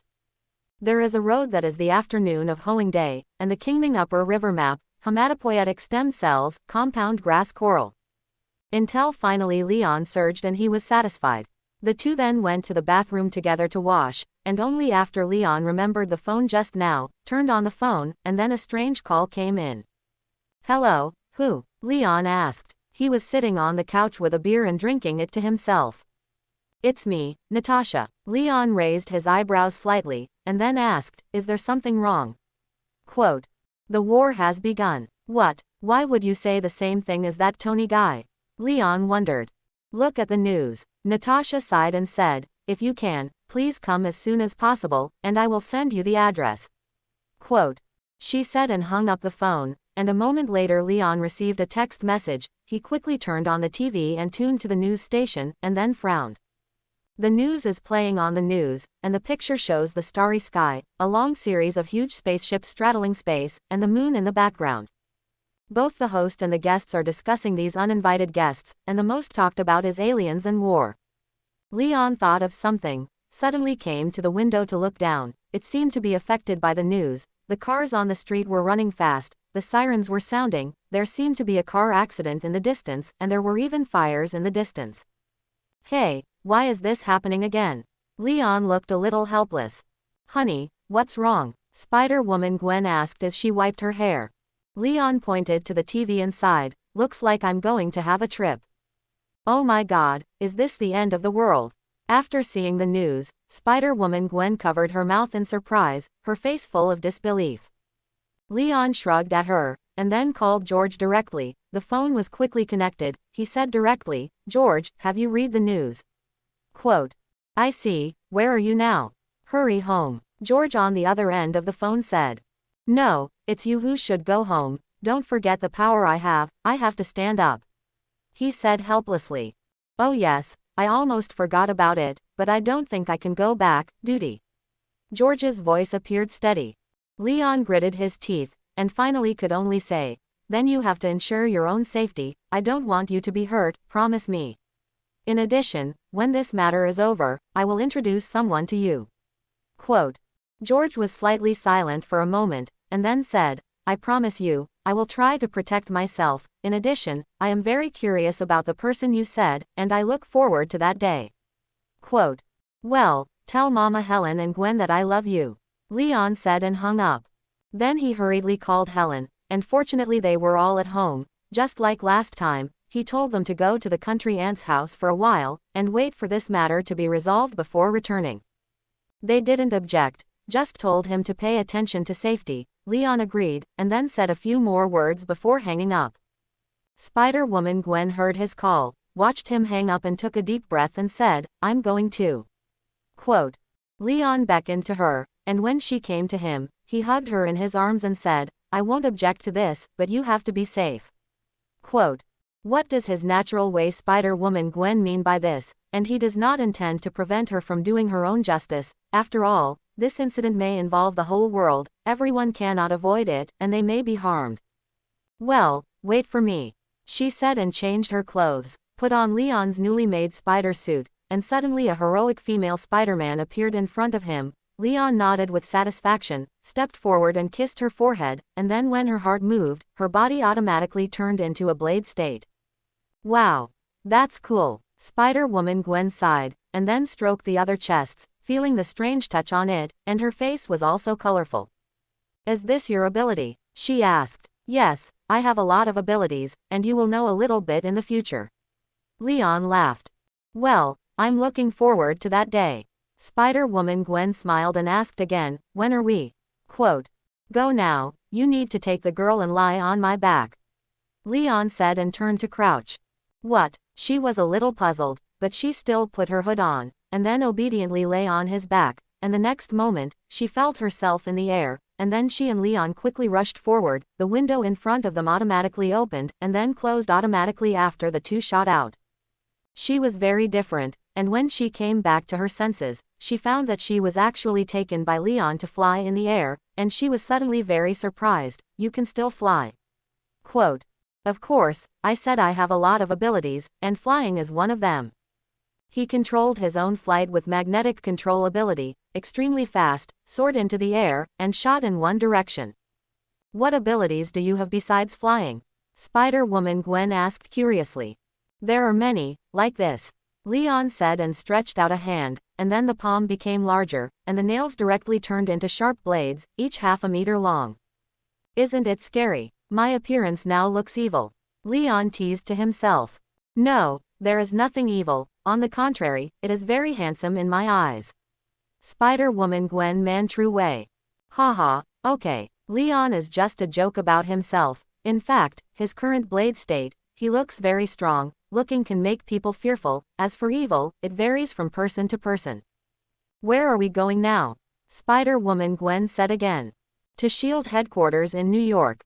Leon's current speed is extremely fast, has exceeded the speed of most civil airliners. To SHIELD. New York headquarters is less than 2 minutes. In a blink of an eye you can see a large building complex, a bit like a factory building, but different from the factory, with a sense of technology. It's arrived, Leon said. The two fell, and suddenly several lights shone on the two, and at the same time a broad voice came. Stop, hands up, who are you? There was wariness in the voice. Leon glanced around and found that the two of them had been targeted by several guns, and even there were many people in the shadows around who rushed to the location of the two people. Leon did not raise his hand, nor did he show his true face, but said in a hoarse voice, call your person in charge. Quote. Hearing his words, those people did not let down their vigilance, but loaded their firearms one by one. Okay, you guys go down. Suddenly, a voice came, but a woman came over. This woman was tall and well-proportioned, with short brown hair, a beautiful appearance, and a black combat uniform which looked very capable. Please follow me, Chief, they are waiting for you. Leon nodded and tilted his head to look at the woman. I'm Maria Hill, and the chief asked me to invite you in. After she finished speaking, she turned her head and walked in. Leon and Gwen Spider-Woman naturally followed, and both of them looked around along the way, and found that the security work here was far stricter than expected. It looks like it will be a tough battle if you don't get it right. Leon thought so. Chapter 91. The two did not say anything along the way, silently followed Maria Hill to a building, and after entering a large conference room, the two saw several people, some of whom he knew. Among these people were Natasha, Hawkeye, the Hulk Bruce Banner, Captain Steve, Tony Stark, and Nick Fury, and the rest he didn't know. Most of them were wearing black combat uniforms similar to Hill, presumably agents of S.H.I.E.L.D. agents. These people looked different when they saw Leon and Gwen the Spider-Woman, and those who saw his appearance did not show any difference, and those who did not know him were very surprised. "Man, you're finally here." Tony Stark, already wrapped in a battle suit, came to Leon's side and patted his arm, with a happy face. Anyone who knows Leon knows how terrifying his combat power is, and for the current situation, it is absolutely rare to have Leon join him. Leon shrugged, and the next moment his body lifted the Blade State. After all, he was in the Blade State, but he was an imposing big man, with an unparalleled sense of oppression. After returning to his original state, the whole person looked a lot more ordinary. "Is she the Miss Gwen?" This time it was Natasha who spoke, and she was looking at the two with strange eyes. Leon raised an eyebrow at her and smiled, "Yes." Quote. Spider-Woman Gwen generously took off her hood and greeted everyone, "Hello." Quote. Everyone looked at her and nodded to her, and then Nick Fury said, "Now that the situation is urgent, there is no need to greet, let me talk about the information we have first." Quote. Saying that, he turned on the projector, and a picture appeared on one side of the wall. The picture was the cosmic background, and there were large and small densely packed space battleships in the center of the picture. The value was not clear, because there was no reference, so it was impossible to know the size of these space battleships. However, just looking at this image, it is estimated that it will not be small. Nick Fury said, "The number of warships that can be observed at present. There are no less than 3,000, and the largest of them is 2 kilometers long, which is a terrifying giant, and the other smallest one, which is more than 200 meters long. I don't know what kind of weapons are on it for the time being, but I can silently see that it comes to the outside of the Earth. I think these warships have ultra-long-range navigation devices, which are likely to be faster than light engines." Quote. We don't know how many alien creatures are inside, let alone what the other party's purpose is, but since the battleship has appeared outside the Earth, the result is likely to be a war, which should not be doubted. There is no doubt about this. It is clear that human aliens came to the Earth. It is impossible to bring love and peace, that is. So, can you figure out who the opponent is? Leon said suddenly. It's not clear, but part of the reason may be related to the last incident. Nick Fury said. What happened last time? It refers to the previous attack by the Chitauri in New York, and Leon remembers very well that he blew up an asteroid fortress of the Chitauri people, and this feud was great. How to prove it? Leon asked. Nick Fury shook his head and said, "It is impossible to prove that. In fact, these space battleships that appeared this time are very different from the previous battleship style of the Chitauri people, and we have reason to believe that this should be another alien race, and the Chitauri are 2 completely different races." Quote. Leon also saw it. At this time Tony Stark interjected. "This is likely to be a war with global repercussions, and the result is likely to be catastrophic. Now we first have to get in touch with those aliens. If not, then we must at least find out what aliens are like and what the purpose of coming here is." Quote. The others nodded in agreement with his words, and Leon suddenly asked, "What about that Thor guy?" Quote. Tony Stark shook his head and said, "I don't know yet. You know, he is not an Earthling, and we don't have his contact information, which is a little embarrassing." Quote. Leon frowned and thought, the scene in front of him did not appear in the original plot. He can be sure that this must be because of him, causing the plot to deviate, but this is also a normal thing. The plot has long become messed up because of him. Who knows what will appear in the future? Everyone's faces were solemn, but except for Leon, he suddenly thought of something and raised his head and said, "Heimdall, I know you are watching here, teleport me over." Quote. Everyone looked at him, not knowing why he did this. Leon waited for a long time, and there was no movement of the Rainbow Bridge. According to his estimate, after the last time Heimdall met, he would definitely pay attention to himself, and it was impossible not to pay attention to himself, but now there was no movement, but it was a little embarrassing. Leon could only shrug and say, I went to Asgard once last time, but it is estimated that the people over there did not pay attention here.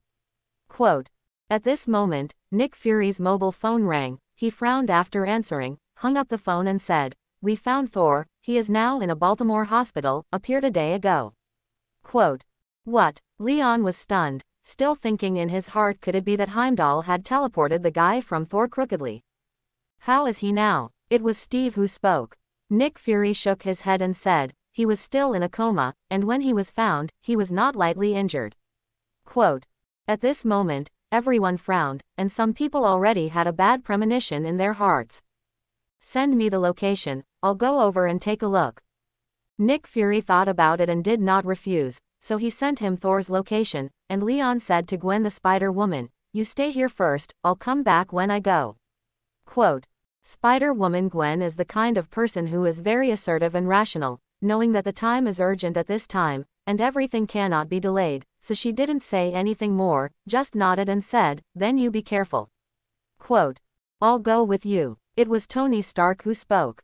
Leon thought about it, then nodded in agreement.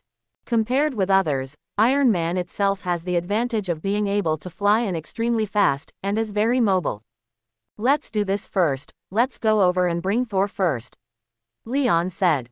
He doesn't say anything about cooperation with S.H.I.E.L.D. not far away now. Aliens have hit the doorstep, which is related to the comfort of no one in the world, naturally including himself and his family. He can't stand idly by.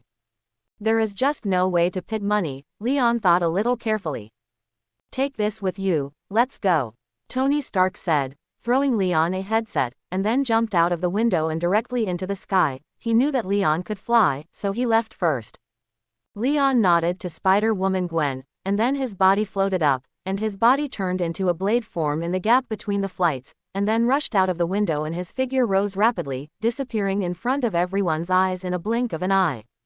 Under the dark night, a bright firelight was flickering in midair, flying towards the north at a very fast speed, and behind the firelight, there was a strong figure with black and red stripes chasing quickly, and the gap between the two was rapidly narrowing. This one after the other is naturally Iron Man, Tony Stark and Leon, and a moment later, Leon has caught up with Tony Stark, and he spoke, Have you positioned the location? Quote. The reason why he is willing for Tony Stark to come with him is mainly because this guy can be positioned, although he can also locate Sveha, but it is still not as convenient as Tony Stark. Already positioned, at the current speed, it is expected to arrive in half an hour. I am ready to accelerate, how about you? Tony Stark said.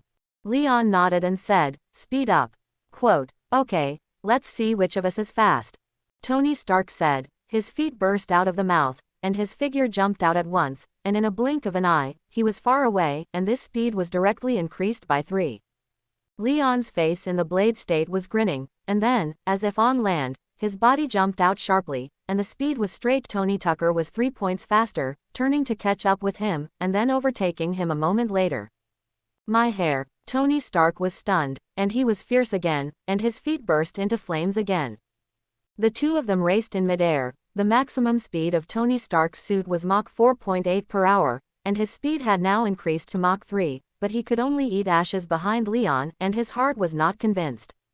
He didn't understand why Leon's speed could be so fast. At this speed, he exposed himself to the air. Wasn't he afraid of being ground to ashes by the air?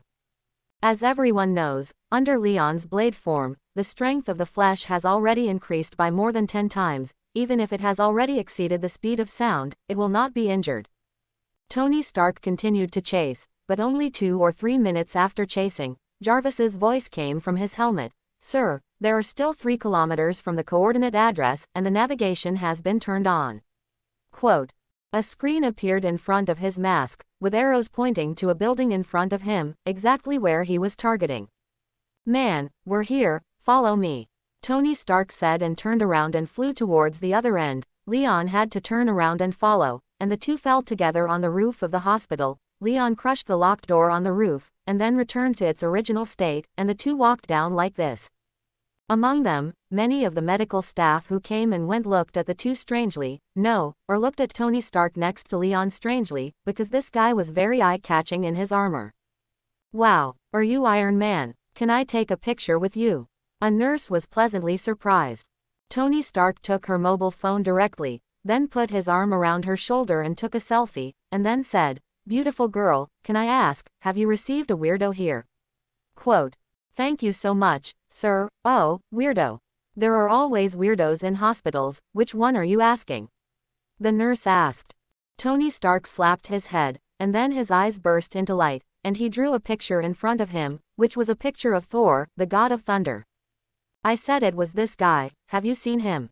We are looking for him," Tony Stark said. "Is he a bad guy?" the nurse asked curiously. Leon rolled his eyes and said directly, "Girl, just answer whether we have seen this person or not, we are in a hurry." Quote, "Hi man, don't be so rude, she's a pretty girl." Tony Stark turned to the nurse and said, "I'll take him to apologize to you. You know, people like him don't have women's relationships, so can you tell me now that you've seen this person?" Quote, "Thank you sir, you are such a gentleman, or I can go for a drink together after work." Ahem. Leon coughed. The nurse said, "He's in ward 3075 on the 3rd floor." "Okay, thank you beautiful girl, can you tell me your phone?" Tony Stark looks very gentlemanly. Leon wanted to vomit while watching, and wanted to curse. The nurse looked in her early 20s, looked good, and probably happened to be Tony Stark's dish, so she gave him her phone number without hesitation, and said, "I look forward to a call from Mr. Thank you." Leon didn't bother to say anything when he saw this, and came directly to the elevator. Tony Stark said goodbye to the girl, hurriedly chased after him, and did not forget to say a flower. "See, man, I'm going to rate a beautiful girl again, you are also rich now, you have to learn to enjoy." Quote, "Like you." Leon squinted at him. Tony Stark was not ashamed but proud. "Of course, I'm a playboy, as we all know, what do you think they like?" "Of course, I like a talented man like me." Quote, Leon just smiled coldly and glanced at him. "Without money, you are nothing." Quote, "I still have brains without money." Leon wanted to scoff, but thinking about it, this bee still had some truth, and it was difficult to refute it. Forget it. Don't bother to pay attention to him. The two took the elevator directly to the 3rd floor, and then found ward 3075, which is a common ward. The ward is not small, there are 3 beds in it, Thor's bed is in the middle, his eyes are closed, his face is still a little scarred, and many places on his body are wrapped in bandages, looking like rice dumplings. "This guy, it's really tragic, how do you say his injury was caused?" Tony Stark said. Leon frowned slightly, stepped forward to look at Thor carefully. "This guy was really miserable, someone stabbed a hole in the ribs, but the injury has long been healed, and now there is only a little trace left. From the trace, this is still a hole to wear. And on his thigh, a taste scar was almost about to cut off his leg, and the result was also healed, and there were scars on his arms and neck." And Leon looked very strange, because he felt that this guy Thor might have been cut by 1,000 cuts. In this case, can they all survive? Can it really only be said that the bloodline of the Asa God clan is terrifying? Leon also had to sigh. "Is there any way to wake him up?" Tony Stark asked. At this time, the other 2 patients in the ward looked at them, and one of them pressed the call button. Apparently the appearance of the 2 made them a little uneasy. "Don't strain guys, I'm Iron Man, I'm a good guy," Tony Stark said. One of them said, "I know you Iron Man, and I know you're a good man, but, can I ask you to leave?" Quote, "Why?" Tony Stark was surprised. "Because my wound is you. That humanity." The man was still wrapped in gauze and hung with one arm, but he looked good. "How is it possible? I am still the first or more. It is a bit excessive for you to wrong people like this," Tony Stark said seriously. The man said quite speechlessly, "I am a New Yorker, working on Manhattan Financial Street. The company is next door to the Stark Industrial Building. The last alien attack, I ran downstairs from the Stark Industrial Building, you fell from the sky, a robotic arm fell with you, you flew, the robotic arm hit me." Quote, Tony Stark was a little dumbfounded, because Jarvis's database had a record of this man's compensation. "I just didn't think New York was safe, so I transferred here, so, can you leave?" The man was careful, He felt that he was wronged and unlucky, and he could run into this guy wherever he went. What about him? Tony Stark asked the other person without believing it. He was smashed by that billboard of yours, and we are colleagues. The man said again. Ahem, ahem. Tony Stark was very embarrassed. That is, Leon wanted to laugh when he heard it.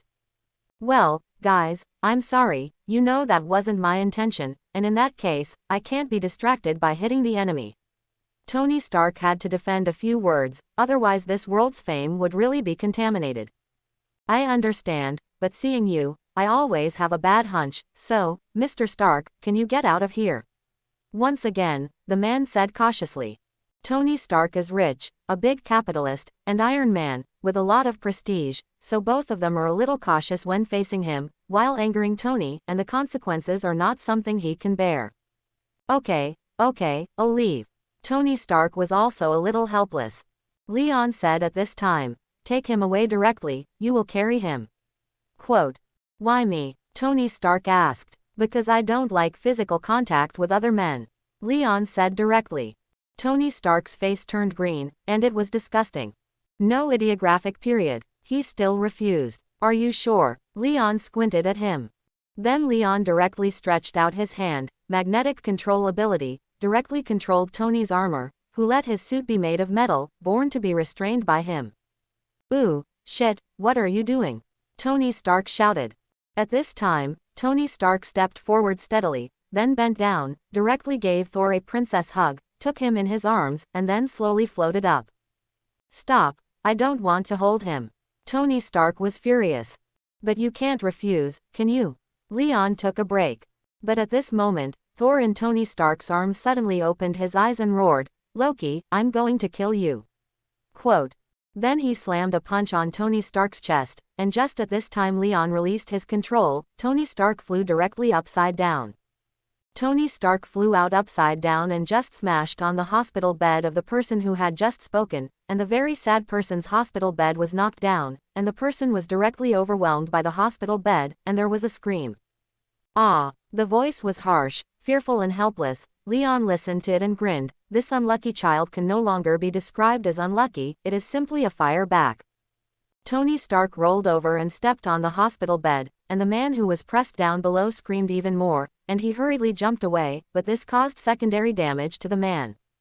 Sorry man, that wasn't my intention. Tony Stark turned around and apologized. Loki, kill you. Quote, tall over there was red in his eyes, and as soon as he stepped on the hospital bed under his feet, the hospital bed flew out upside down, and then, hit another guy. Click. Ah, I'm going to die, my waist is broken. Quote. Another scream came out. Leon wanted to cover his eyes. He patronized the play, completely forgetting this stubble, that person was really unlucky. Man, it's us, you wake up. Tony Stark dodged the punch and said busily. Dead to dead. But now Thor is crazy, irrational at all, so he chases Tony Stark, who can only avoid the two unlucky ghosts, hiding in the small space of the ward, and looks very embarrassed for a while. Stop watching the play, come and help. Tony Stark shouted. Leon shrugged, and then his body flashed, and he was already in the middle of the two, and seeing Thor punch again, he also stretched out a hand, and Thor's punch hit him in the palm of his hand. Snap. With a crisp sound, Leon's body took a step back, but he firmly grasped Thor's fist in his hand, so that he could not save nearly half a point, and at the same time drank, sober me up, we are not enemies. Quote. Dead to dead. Thor didn't listen to this at all, his body flashed with electricity, and another punch hit Leon in the face. Snap. His other fist was also pinched by Leon. Leon frowned at this time, feeling that this guy in front of him was a little strange. This was completely irrational, more like being hypnotized, no wisdom at all. At this moment, someone hurried at the door. It was 2 doctors and a few security guards, and after seeing the situation in the ward, someone immediately shouted, "What are you? This is a hospital, you can't do this." Quote. We have to take it first, otherwise he will be easily injured by mistake like this. Makes sense, but you've already injured 2 unlucky ghosts by mistake. Leon wanted to say this, but he still nodded, and then slammed a head hammer on Thor's head, taking advantage of his momentary dizziness, directly carrying him to hit the wall all at once, knocking the wall out of a big hole, and the person had already soared into the sky. "He's Iron Man, ask him for compensation." Leon's voice only came from the hole at this time, but he had already flown high in the air, and Tony Stark cursed secretly. "I really shouldn't have come over." Then he saw that there was a mess here, and said, "Don't worry, I will compensate for all losses." Quote. Saying that, he also hurriedly rushed out of the hole and then flew into the sky. Staying here was very tormenting for him, especially the eyes of the two unlucky ghosts looking at him, which made him feel like pins and needles. In midair, Thor struggled hard, trying to break free from Leon's control, but at this time Leon had become a blade mode. Both strength and endurance had improved tenfold, and it was not so difficult to trap the mad Thor.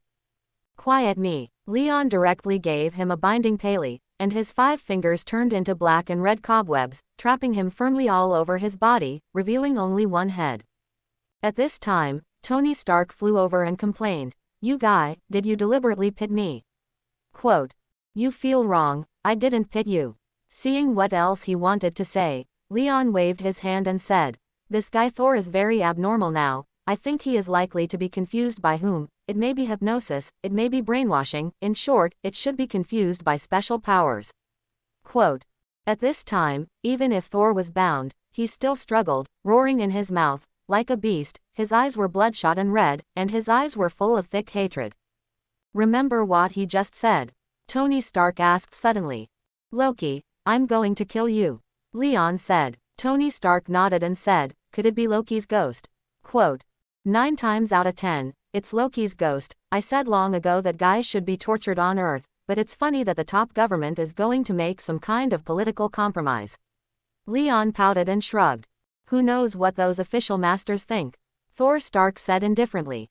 "Okay, I'll try something else," Leon said as he stared into Thor's eyes and activated the ability of the illusion master Jason Stryker. At this time, he noticed the change in his mind, and Thor's thinking picture suddenly appeared in his mind, which was some fragment-like picture, with blood and fire, screams and death, flight and destruction. And in the center of the fragment is the picture of Loki holding a scepter and sitting on the throne. This guy, Asgard was destroyed.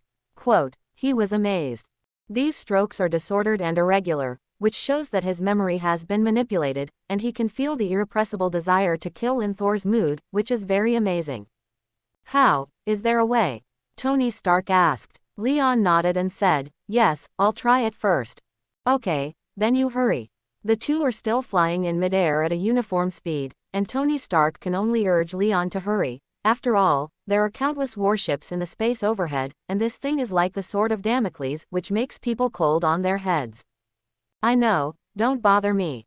Leon closed his eyes as he spoke, and at the same time, Thor, who was bound by him, also closed his eyes. Leon's thinking was connected with Thor's thinking at this moment. He had a wonderful feeling. There was something more in his brain. There was some strange substance emanating from his head. All of them poured into Thor's head, and the next moment, he saw what Thor was thinking. Hatred. Unforgettable hatred. A hatred that almost destroys his sanity. And the target of the hatred is Loki, and in the fragments of Thor's memory, Leon even sees an interesting person.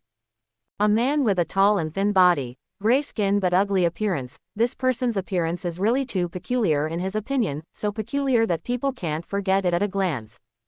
Ebony throat. Searching his memory, he only felt that the character in his impression could correspond to it.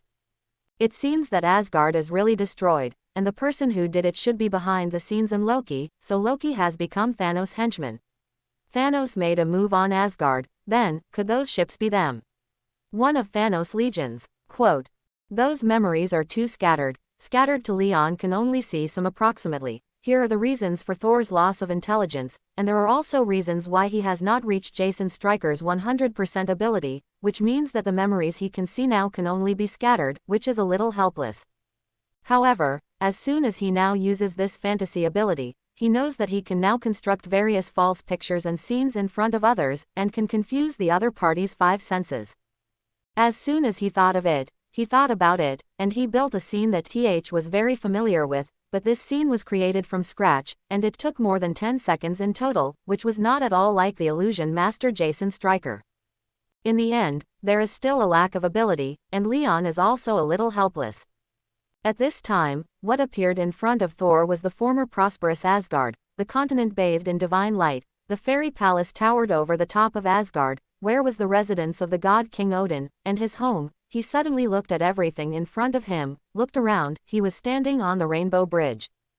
Gone, go home. He heard a rough voice in his ears, and turned his head to see that his friend, Vostag, one of the 3 warriors of the immortal palace, a strong fat man with golden hair, like a male lion, carrying his big axe like a door panel, he smiled. Next to him is Hogun, the same 3 warriors of the immortal palace, and Vandal, who is also his friend. The 3 seemed to have just returned from a battle with him, and he followed in a daze, and soon came to Asgard, and entered it. There were bustling towns, lively people, and quiet alleys. Everything here was extremely familiar to him. This, here, how could I be here? What did I go to do before? Also, why am I so sad? Quote. Thor seemed to remember something in a trance, but he didn't think of anything, but looking at everything in front of him, his mood was gradually getting better. Hey, Thor, how about a drink? It was Vandal, a handsome young man with a sword. Roar, I'm going to get a few times more spirits first, and then find a few women. I want to have a good time. Vostag said gruffly. Have a drink, okay. Hogun didn't say much, but he was very fierce on the battlefield. So, just go for a drink. Quote. Thor didn't know why, and wanted to go for a drink, as if it had always been his habit, and he didn't think there was anything wrong with it. Soon came to the tavern. He was too familiar with this place. Familiar entered, familiar sat down, familiar asked for wine and drink, and even more familiar and teased with some women, and even decided to take a woman back.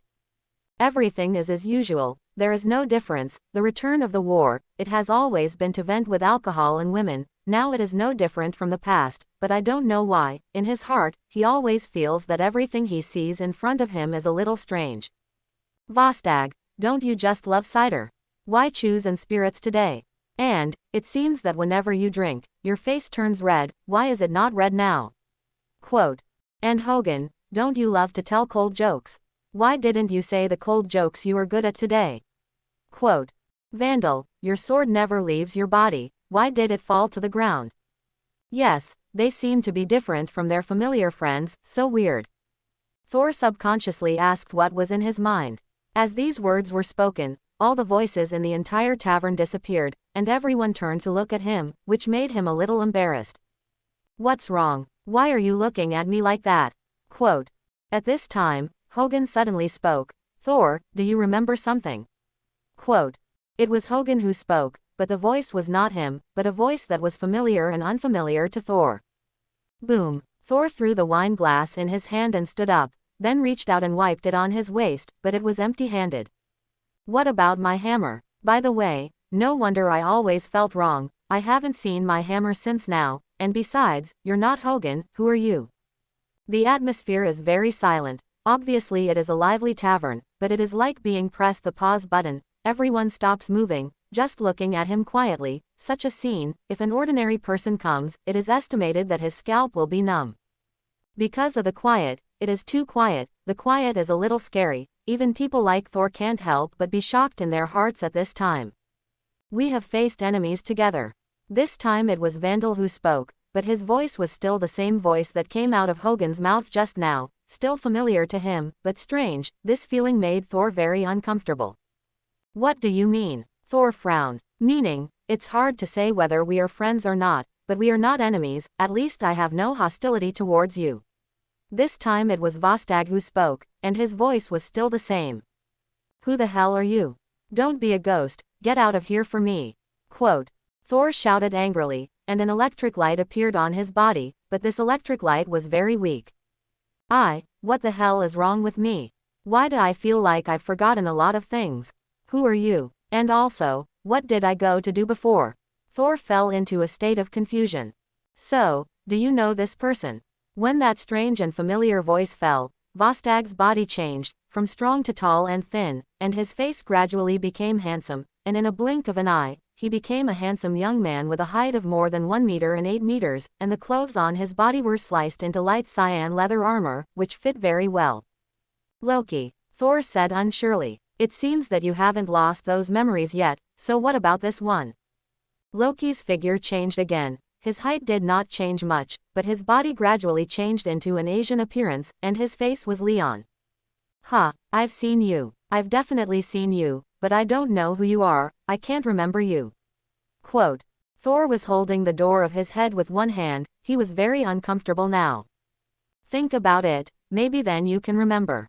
Leon's body changed again, turning into the original blade mode before, grinning at him, and the long tongue in his mouth was curled, which was very terrifying. You, I really remember you, we fought together, it was in the starry sky, right?" Quote. "Yes, that's right, and what? Your name is, what's your name?" "I forgot, I can't remember." Thor roared, and the electric light on his body flickered, for example. "Think again." "Ah, why can't I remember this?" Thor roared again and again, as the electric light on his body continued to increase, and Leon in front of him just waited quietly. This kind of memory disorder problem, he can't directly solve it for the time being, he can only wait for himself to slowly wake up. Now Thor, not so much forgetting a lot of things, but a virus implanted in his brain, which suppresses his mind, makes his memory suppressed in chaos, and thus loses himself. All Leon can do now is try to awaken his ego, which is simple to say, but it is very difficult to do. "Ah!" Thor roared, and the electric light on his body exploded, and at the same time as the electric light was stirring, the picture in front of him shattered, but the Leon in front of him did not disappear, but the blade state disappeared, returning to its original state, and his face was still calm. I remembered, you are Leon, that earthling," Thor said suddenly. "That's right, it's me, what do you remember?" Leon asked again. I. Thor wanted to speak, but his body was trembling, and he suddenly squeezed Leon's shoulder and said, "Tell me, how is Asgard?" Quote. "You already remember, right? Think back and don't run away." Quote. Leon's face was still calm, even though Thor's hand had crushed his shoulder blades, there was still no change in expression. "Ah, no." Quote. Thor screamed like blood, and then held his head and cried. "Asgard is ruined, father is dead, mother is also dead, and everything I have is destroyed, Loki. It's Loki, and those who sin. I want revenge. Asgard can't just be destroyed." Quote. Thor's body trembled, his hands pounded the ground deadly, and he punched the ground out of a big hole in 3 or 2 strokes, but he stood up and looked directly at Leon and said, "Where is this? This is not Asgard, why are you here?" Quote. Leon smiled lightly. "This is your mind, it is in your memory, and I entered your memory." Quote. So where am I now?" Thor asked, his eyes bloodshot. Leon thought for a moment and said, "The sky over the outskirts of Baltimore." Quote. "What?" Thor was surprised. "It's nothing, compared to this, you should wake up by now." As soon as the words fell, Leon's figure disappeared, and then everything in front of Thor's eyes disappeared with it, leaving only nothingness, and he sank into chaos.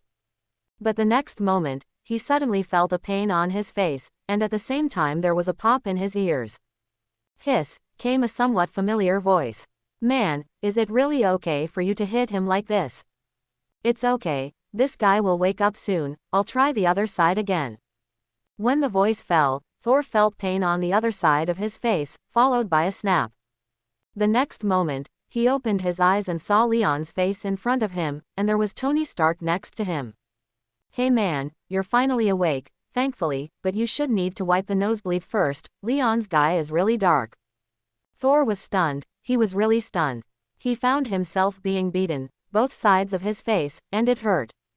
It seems that the nose is still bleeding, the kind that can't be stopped, the head is dizzy, like the discomfort after waking up all over the body. He is still a little confused, the memory in his brain just now is still echoing, and he has not sorted out the clue until now.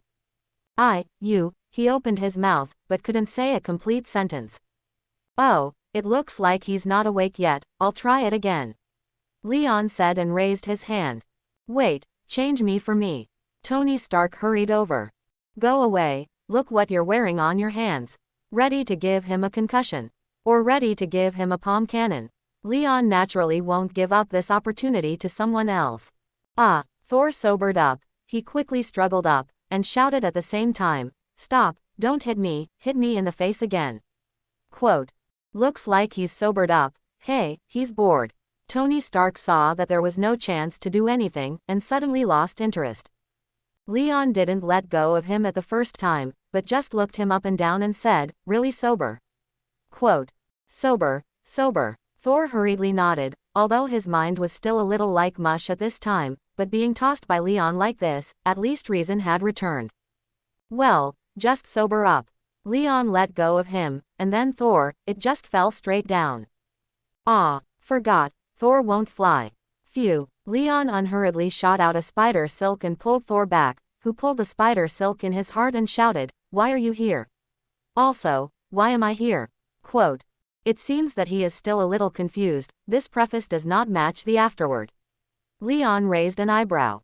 "Wait, say okay, don't do it, I'll really turn my face when I do it again." Thor hurriedly said. "Okay." Leon diverted the topic and said, "Did you remember anything?" Quote. Thor was stunned, and then a thick hatred appeared on his face, and he gritted his teeth and said, "I remembered." Quote. "What happened?" Tony Tucker asked. "Asgard, destroyed," Thor said bitterly. "What? Tony Stark won. By whom?" he hurriedly asked. "Loki, it's Loki, he brought his legions, and then he brought the Surtle crown and bathed his crown in the eternal fire, Ragnarok appeared." Thor burst into tears. "Mourning," Leon said. "So what do we do now? I thought that we could contact Asgard to find some reinforcements, but now that Asgard has been destroyed, can we really withstand it?" Tony Stark frowned. Leon thought for a while and then nodded. "Withstand, if those space battleships don't drop nuclear bombs and other things as soon as they come up, I can still resist it." Quote. "Are you so confident?" Tony Stark doubted. "It's not that you haven't seen me shoot, but anything that is metal, I can tear it apart, especially now that my ability has increased, so naturally my confidence is stronger." "Wow, then, you're our secret weapon." Tony Stark laughed. "Whatever you think." Leon didn't bother to say anything more to this goods, and said to Thor, "Don't be sad first, now I have a very regrettable thing to tell you." Quote. "What?" Thor asked subconsciously. "Above our heads, there are countless space battleships suspended in low Earth orbit. It should be the gang that destroyed Asgard, and your chance for revenge has come," Leon said. Thor looked up at the night sky, and some kind of hatred was strong. "By the way, what about your hammer?" Tony Stark asked suddenly. "I was teleported with me, and in the process of teleporting, I broke the Rainbow Bridge with the Thunder Hammer, and now I don't know where I was teleported," Thor said and stretched out his hand, and then he raised his eyebrows. "The Thunderbolt Hammer is indeed on Earth, I can feel it, it is not far from me, you guys wait first." Quote. Leon and Tony did not urge, they both waited quietly. Time passed slowly, and in the blink of an eye, 10 minutes passed. Leon couldn't help but ask in confusion, "How long do you have to wait?" Quote. "It'll be good soon, wait a minute, it will take some time for the hammer to fly over." Quote. Quote. What else can be said? Then wait. While waiting, Leon and Tony flew towards New York at a low speed, and after a few more minutes, Leon heard a sharp sound breaking through the air, turned his head, and saw a dark shadow flying quickly from a distance. It was Mjolnir, but there was something tied to the end of the handle, a cube with a light blue glow. Cosmic cube. Leon was surprised. "Yes, I was injured so badly just to bring things out," Thor said seriously. "Good, this thing is of great use to us." Tony Stark was excited. The next moment, the hammer flew into Thor's hands, and after he held the hammer, the momentum of the whole person changed, and the familiar Thor returned, although his eyes still harbored hatred, but he had lost the madness when he lost his mind before. "Can't delay any longer. Thor, your flight speed is not enough, let him carry you, let's go," Leon said, throwing Thor directly to Tony Stark, who suddenly shouted, "Why don't you carry it? It's not fair." Quote. But Leon didn't bother to pay attention to him, directly broke through the speed of sound in the flesh, and disappeared in front of people after a booming sound. Tony Stark scolded, but he could only honestly catch up. After all, Leon's speed is not a joke, it has disappeared in the blink of an eye. If he grinds again, it is estimated that he will not be able to catch up. It took a while for the three of them to fly over New York, and soon found the headquarters of S.H.I.E.L.D., and when they arrived, the people over there were still there. Nick Fury's first words when he saw Thor were, "What happened to Asgard?" Quote. "Asgard is destroyed," Thor said with a heavy expression. "Ragnarok, Nick Fury asked again. Yes. So, can you now determine who those aliens are? He looked at the three. Thor explained the origin of those people, and everyone at the scene looked solemn, because everyone knew what they were going to face next. Go and report the news. Nick Fury ordered. Then he said with a solemn expression, Gentlemen, there is only one road before us now, war has arrived, and we can only protect everything we hold dear if we resist. Quote. Leon looked at Nick Fury, who was doing pre-war mobilization over there, and the Spider-Woman Gwen on the back of her hand gently pulled it, and Leon whispered in her ear, if there is chaos, you remember to protect yourself while helping others, I guess I will go there. Quote. Spider-Woman Gwen knew where he was talking about, so she replied, I'll be careful, and you should also pay attention to safety, don't let me worry. Quote. Saying that, the two kissed. The others were successfully attracted by the two, and Tony Stark patted his forehead, somewhat speechless to the two. Don't look at what the atmosphere is now, you two want to show affection and find a place where no one is, and don't you know that many people here are single? He complained in his heart, but Nick Fury over there looked the same, and continued in his mouth.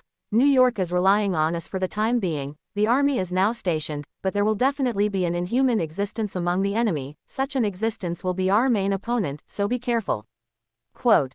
While he was still mobilizing, everyone heard a shrill siren and a red light flashing on the wall, which made everyone's hearts cold. What's going on? Someone asked. At this time, a person rushed in outside the door, and he yelled, those spaceships have begun to land, very fast, and it is expected to make contact with the ground within 3 minutes. Quote. So soon? Someone flabbergasted. Nick Fury suddenly roared. Don't wait for anyone, let's go. Quote. He had already made arrangements, but he had not arranged Leon, and at this time he came to Leon and said, now, we need your strength, please be the first line of defense, go up and stop them. Quote. Leon nodded and said, I'm okay, this time it's a voluntary help. Quote. No, you'll still get paid this time, but it's not much, only $3 million. Nick Fury said. Leon smiled, did not say any more, it can be considered $3 million, at least not in vain, not to mention that even without these $3 million, he can also get his hand, after all, he still has his family here, there is no way to escape these. Nick Fury said to Spider-Woman Gwen again, there will be a battle in a while, and I need your help. Quote. I will. Spider-Woman Gwen nodded. Nick Fury didn't say anything more, just took a deep look at Leon and left. He still has a lot of things to do, and the current situation is extremely urgent and can't be delayed. Spider-Woman Gwen hugged Leon at this time, kissed him again, and then said, be sure to pay attention to safety, I will wait for you to come back. Quote. A sentence that will explain a lot when you come back is enough to show her intentions. Leon nodded and said, you too. Quote. Go ahead. Gwen the Spider-Woman smiled at him and lowered her mask, while Leon chuckled, and then her body soared into the air, flew out of the window and quickly flew towards the sky. The entire shield went into motion, dozens of Quinn fighters flew up, with groups of combatants inside, and countless vehicles scattered around, going to various parts of New York City. Tonight, New York is destined to be a city that never sleeps. Leon's speed exceeded the speed of sound too much, and at this time he was in a blade state, and his figure rose rapidly, because of the extremely fast speed, the friction between his body and the air produced fire, and from a distance, it looked like a shooting star flying towards the sky dome. His strength is excellent, but in this state, he can't see those spaceships, because the two are far apart, and they have exceeded the line of sight, but Leon did not stop, and in half a minute, he had broken through the stratosphere and directly entered the universe. After arriving here, his vision was no longer affected by the air, and he also vaguely saw a small point of light, and those small points of light were space battleships, densely packed, dragging the flame of light towards him. Seeing this, Leon showed a vicious smile on his face, and without the resistance of the air, his speed suddenly increased by 3 points, and he flew towards that side.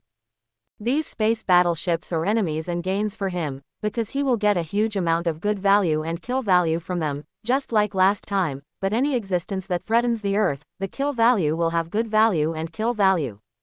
That's why he will be so active this time, and he won't be too much killing and good. He has grown completely compared to the last time, and his combat effectiveness has increased tenfold and dozens of times. even in the face of so many warships, he dares to have the idea of a battle, but he also knows in his heart that it is impossible for him to leave all these battleships alone. After all, there are too many. On Earth, Leon's limit speed is more than Mach 10, and in space, his speed has even increased by 3 points, because without air resistance, his speed has increased a lot.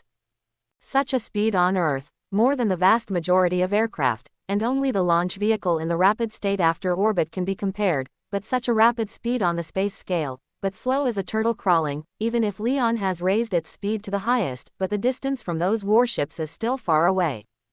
But this distance was also relative, because the battleships were also galloping towards him at the same time, and the distance between the two was rapidly closing, and within a minute, Leon saw that the battleships were already in the distance. And at this distance, he just entered the best range of Leon's attack. He did not hesitate, a crimson beam burst out of his eyes, and the laser light went straight forward, using his line of sight as a reference point, and hit one of the battleships in the next moment. The severity of that space battleship in Leon is only the size of a fingernail, but as long as it is locked by his line of sight, then the laser light will inevitably be able to hit it, because the speed of the laser light is the speed of light, which is not bad at all. Even if the two are far apart, at the speed of light, it is still instantaneous.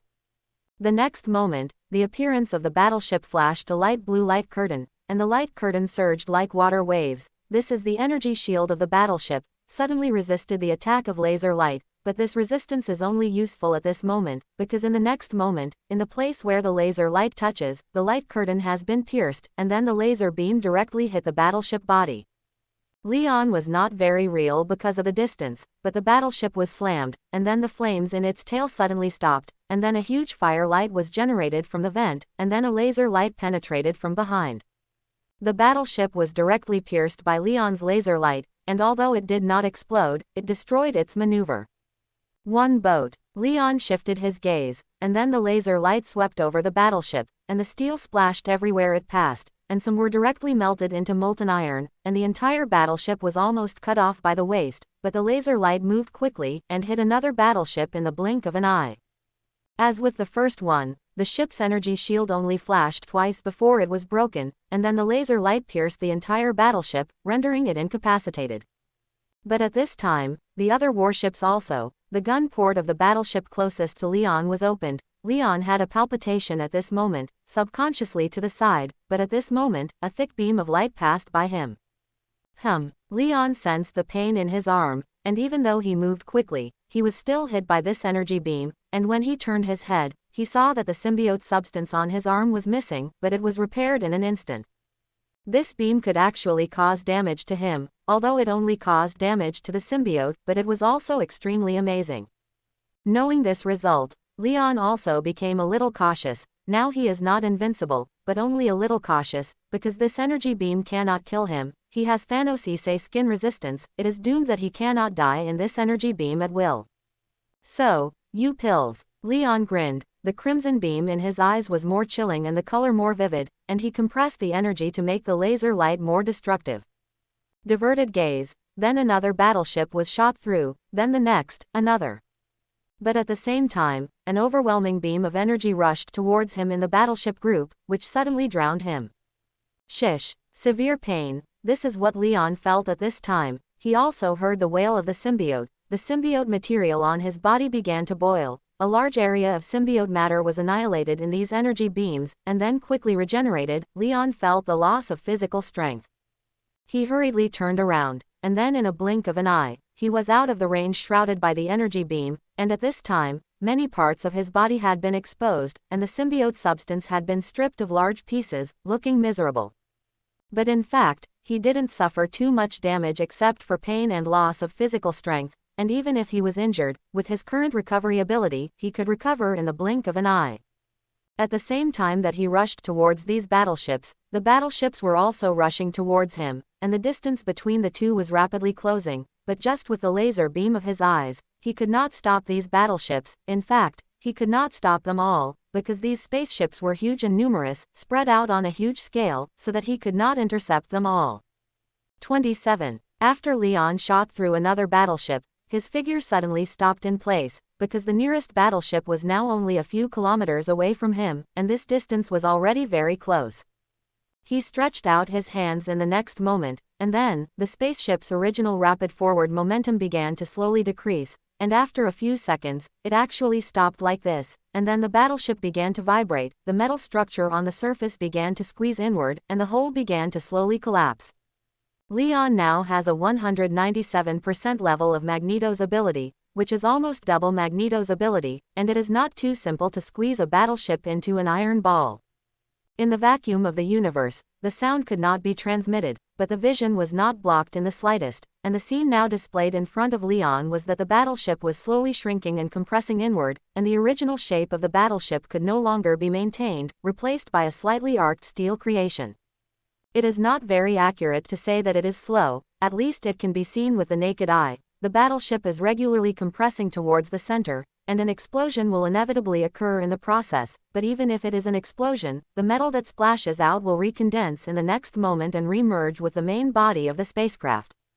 This process lasted only a dozen seconds, and then the battleship, which was originally more than a kilometer long, turned into an iron pimple with a diameter of only more than 300 meters, although the surface was pitted, but from a distance, its outline was a standard circle.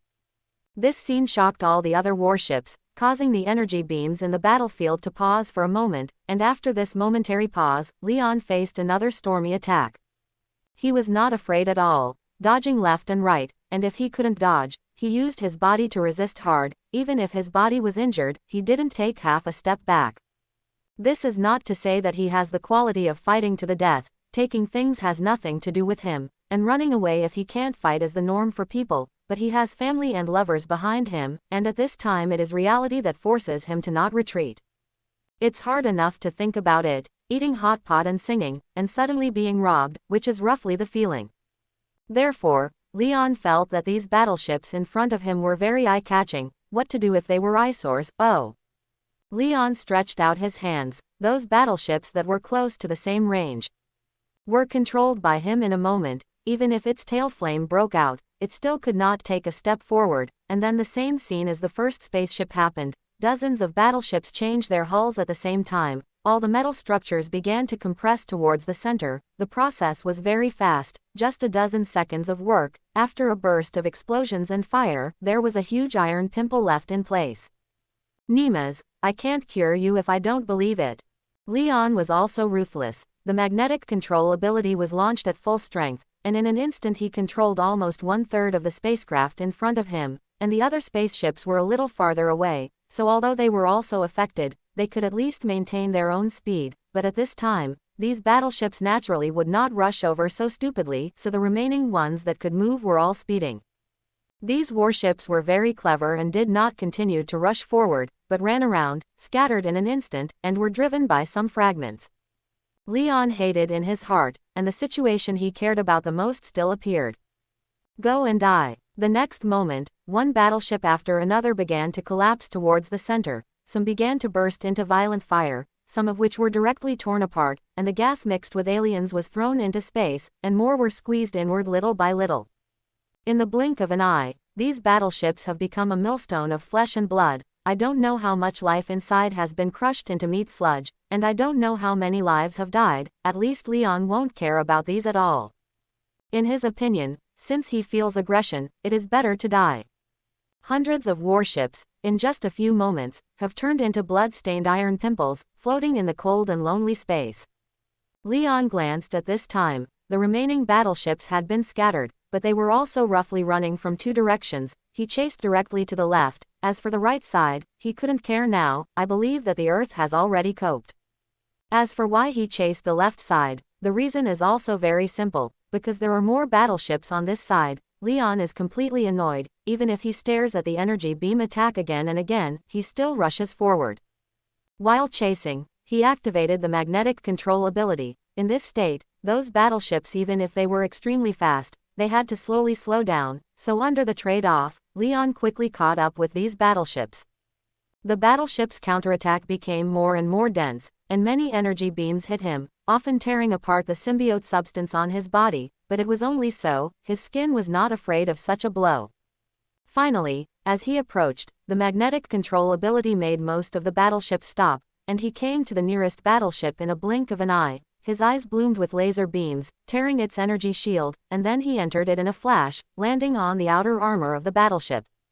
He stretched out his hands to stick to the armor, and then it was visible to the naked eye, and there was a little frost on the armor, but it was not very conspicuous because Leon used the Iceman's ability at this time.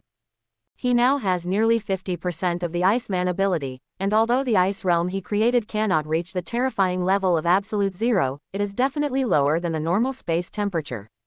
And he now uses this ability on the entire spaceship, so he sees that with him as the center, the frost began to spread rapidly around, and instead of destroying the structure of the battleship, he began to disintegrate the life of all living beings from the inside. This process was not fast, it lasted for almost half a minute, and finally the entire spaceship was shrouded in his ice field. The tail flame of the spacecraft was still spitting, but it was controlled by his magnetic control ability, but it was unable to move at all, and at this time, all the life in this battleship was dead. This is his loot. After doing this, Leon directly kicked, his figure flew forward rapidly. In front of him, there was a large space battleship, of which, he would destroy part of it, but also leave a part of him as a trophy, which is a technological creation that exceeds the technology of the Earth, which is exactly what he needs now. He stretched out his hands, and most of these fixed battleships began to distort in shape and began to collapse towards the center, accompanied by fire and various explosions. This process was not long, and in a blink of an eye, most of the spaceships turned into useless iron pimples.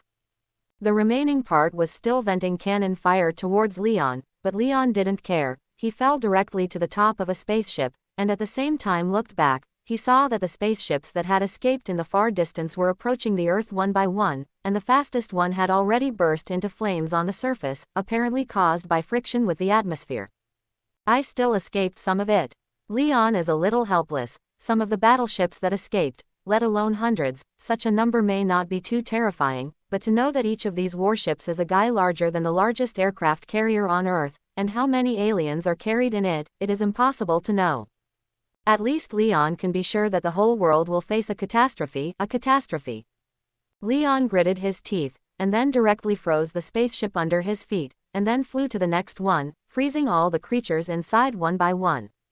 It took him a total of 6 or 7 minutes to get all the remaining warships, and the battleships that he had frozen in, let alone more than 20, would be his trophies, and the remaining battleships had all been destroyed.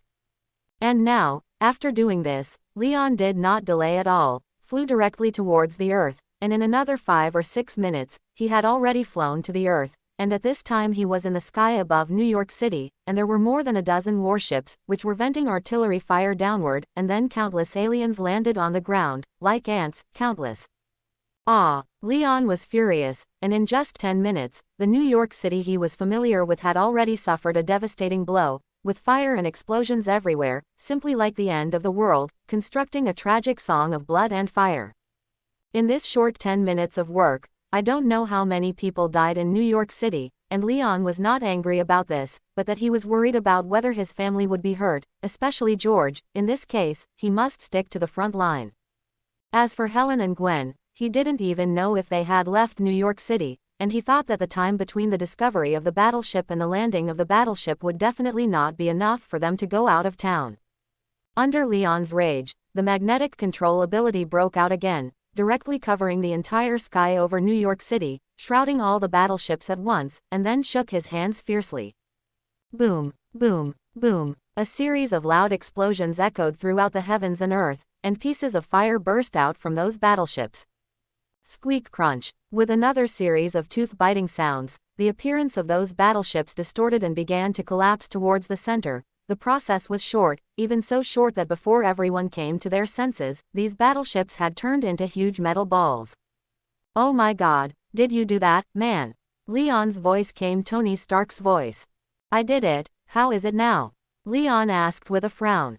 It's not good. Those warships will land too many aliens. Their weapons are very advanced. We can't achieve absolute superiority for the time being. You hurry up now to support other cities. I'll report the location to you. Tony Stark said. Nope, I need to find my family first. Quote, Leon flatly refused. No, you can't be like this. Other cities need you more. Here we are enough. Tony Stark said again. Okay, no need to say anything more. Leon didn't pay any more attention to what Tony said, he directly accelerated and called Helen during the flight. Fortunately, the communication was still normal, and it was not long before Helen's voice came from the other end of the phone. "Thank goodness, Mother Helen, are you all right?" Leon hurriedly asked. "I'm okay, I'm with Gwen, we're stuck on the highway now, in the direction of the location heading south out of town." Gwen hurriedly said. "Great, are you hurt?" Leon asked again. "No, we're all fine, just a little worried. Where are you now?" Helen asked. "I'll be right there," Leon said. "What?" Helen was a little puzzled. Leon said, "I've come to the highway, where are you? Did you see me?" Quote. As he spoke, he was still searching in the traffic below, but unfortunately there were too many people, and he didn't see them for a while. "See you, here we are." Leon looked in one direction and saw Gwen bouncing on top of a car. He fell, still in a blade state, directly held the two in his arms one by one, and then flew in the other direction, stopping in a small forest for a moment. He did not return to his original state, but said to the two mothers and daughters, "Wait for me here, don't move around, I will calm the turmoil in New York as soon as possible." Quote.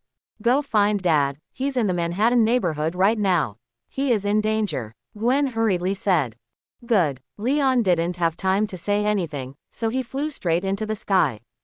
Now the time is urgent, he has no extra time to delay, so he left directly.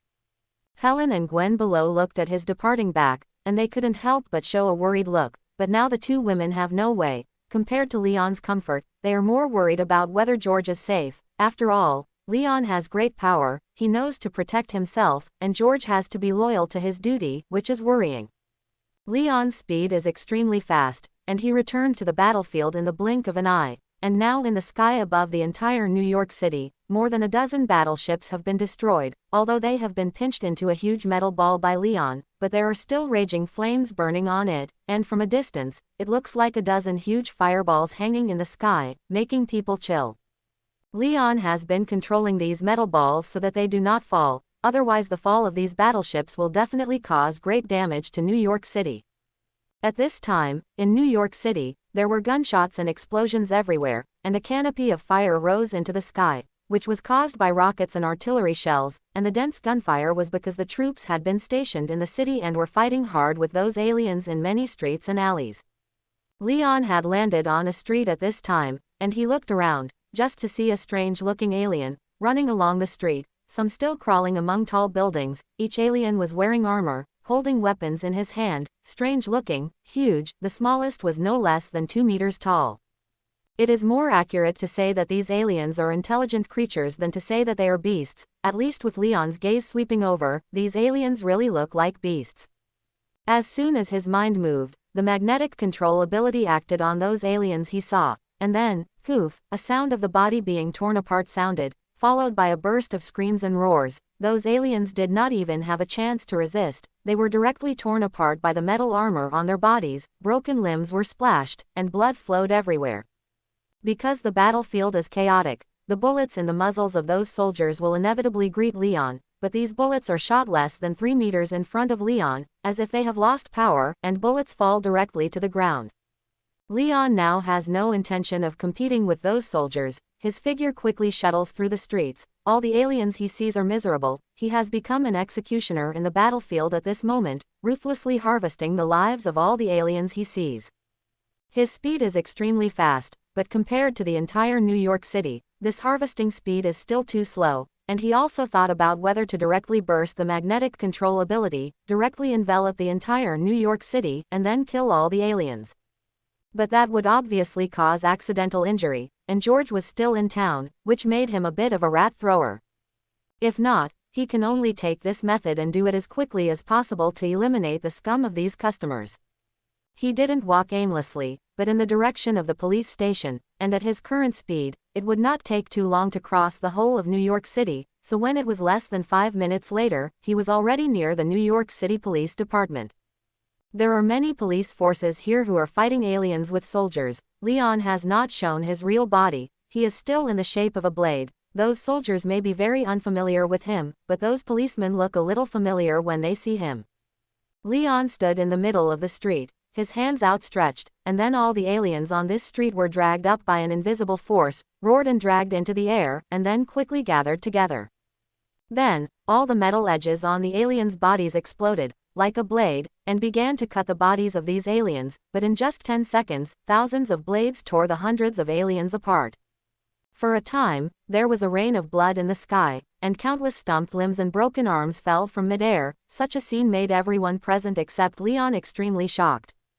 "Ceasefire, ceasefire," a person who was obviously the commander ordered, and then the muzzle that was originally aimed at Leon was lowered, and at this time, Leon already had a barrage of bullets in front of him, and then fell to the ground with a bang. The reason why the battlefield commander ordered a ceasefire was partly because of Leon's actions just now. Countless aliens became rotten meat, and even more because bullets could not reach him at all. And Leon seemed to be obviously on their side, which made everyone present slightly more nervous. "Where's George?" Leon's voice was hoarse and low, and he asked one of the policemen closest to him. "What?" That policeman is still a little confused. "George Stacy, where is he?" Leon asked again. "Who are you?" the policeman said subconsciously. Leon continued in a hoarse and low voice, "Bloodhand People Massacre." Quote. "What?" The policeman's face was confused. He knew each of these 4 words, but he couldn't understand the meaning of the combination. This is not to blame him, because Leon's words literally translated as Chinese, bloody hand slaughter. It is no wonder that the policeman is confused, and anyone who does not understand the Chinese does not know the meaning. "Tell me, where is George Stacy? I am not an enemy, and I made those iron pimples that were burning on it." Leon pointed to the sky.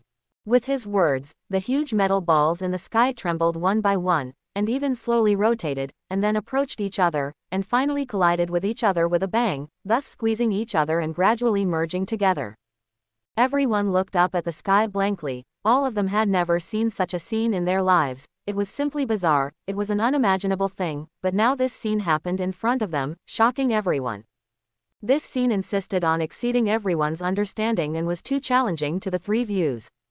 Leon snapped his fingers at this time, his voice was very loud, and said at the same time, "Come back to your senses, answer my question, where is George Stacy now?"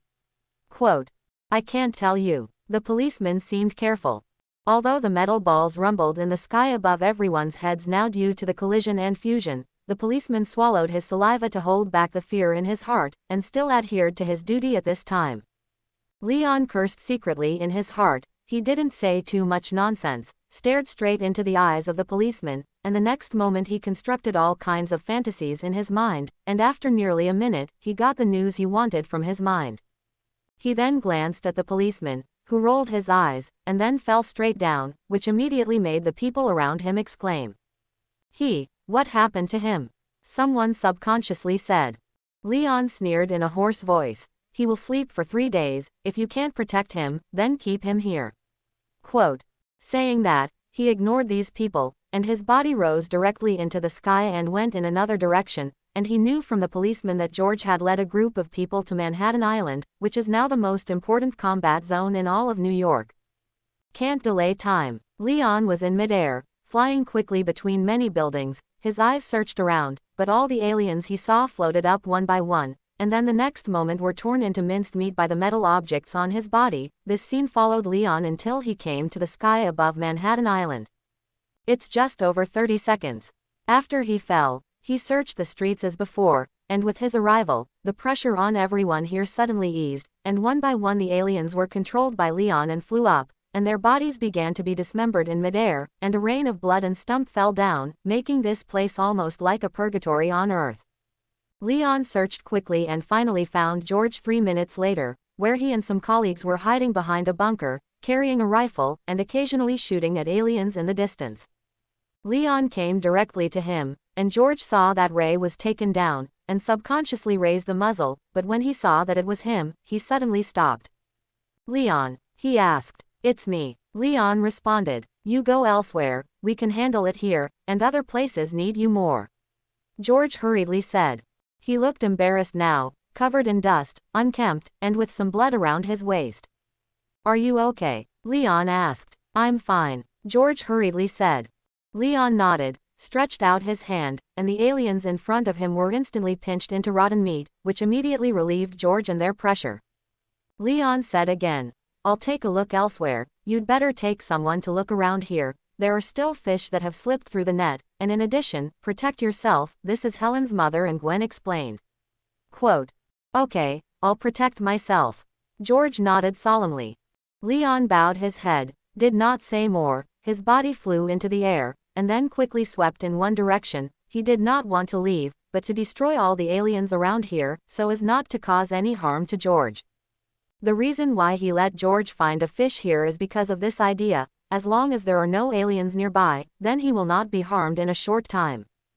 Thinking like this, Leon's speed suddenly accelerated, and his eyes were like scanners, looking for aliens one after another. To say it, you can only blame these aliens for being unlucky. They are wearing high-tech battle suits on their bodies, and this battle suit can even put a layer of energy defense cover on their bodies, but because these suits contain a lot of metal, they are just restrained by Leon. Pieces of aliens were harvested by him, one by one in a howl. None of them could escape Leon's death-like pursuit, and at this moment, he was simply like a messenger of death in hell, harvesting all sinful souls. But in just a few moments, Leon cleared most of Manhattan Island of aliens. After doing this, he did not waste time, but continued to push in another direction.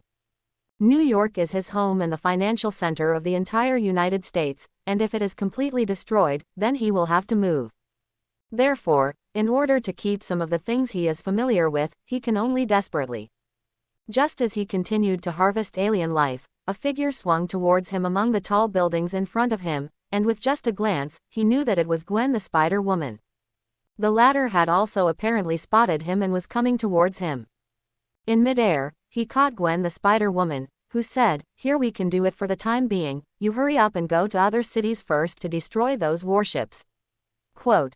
Leon thought about it, and nodded and agreed, "Okay, then you pay attention to safety." Quote.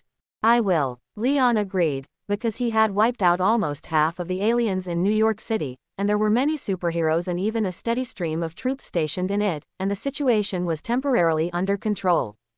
After he said this, he pressed the communication button on the headset and said, "Tony, tell me about the city that needs support recently." Quote. "Man, are you finally willing to go to support other places?" Tony Stark's side is also messy. "Shut up, don't talk nonsense, just tell me where it's in danger."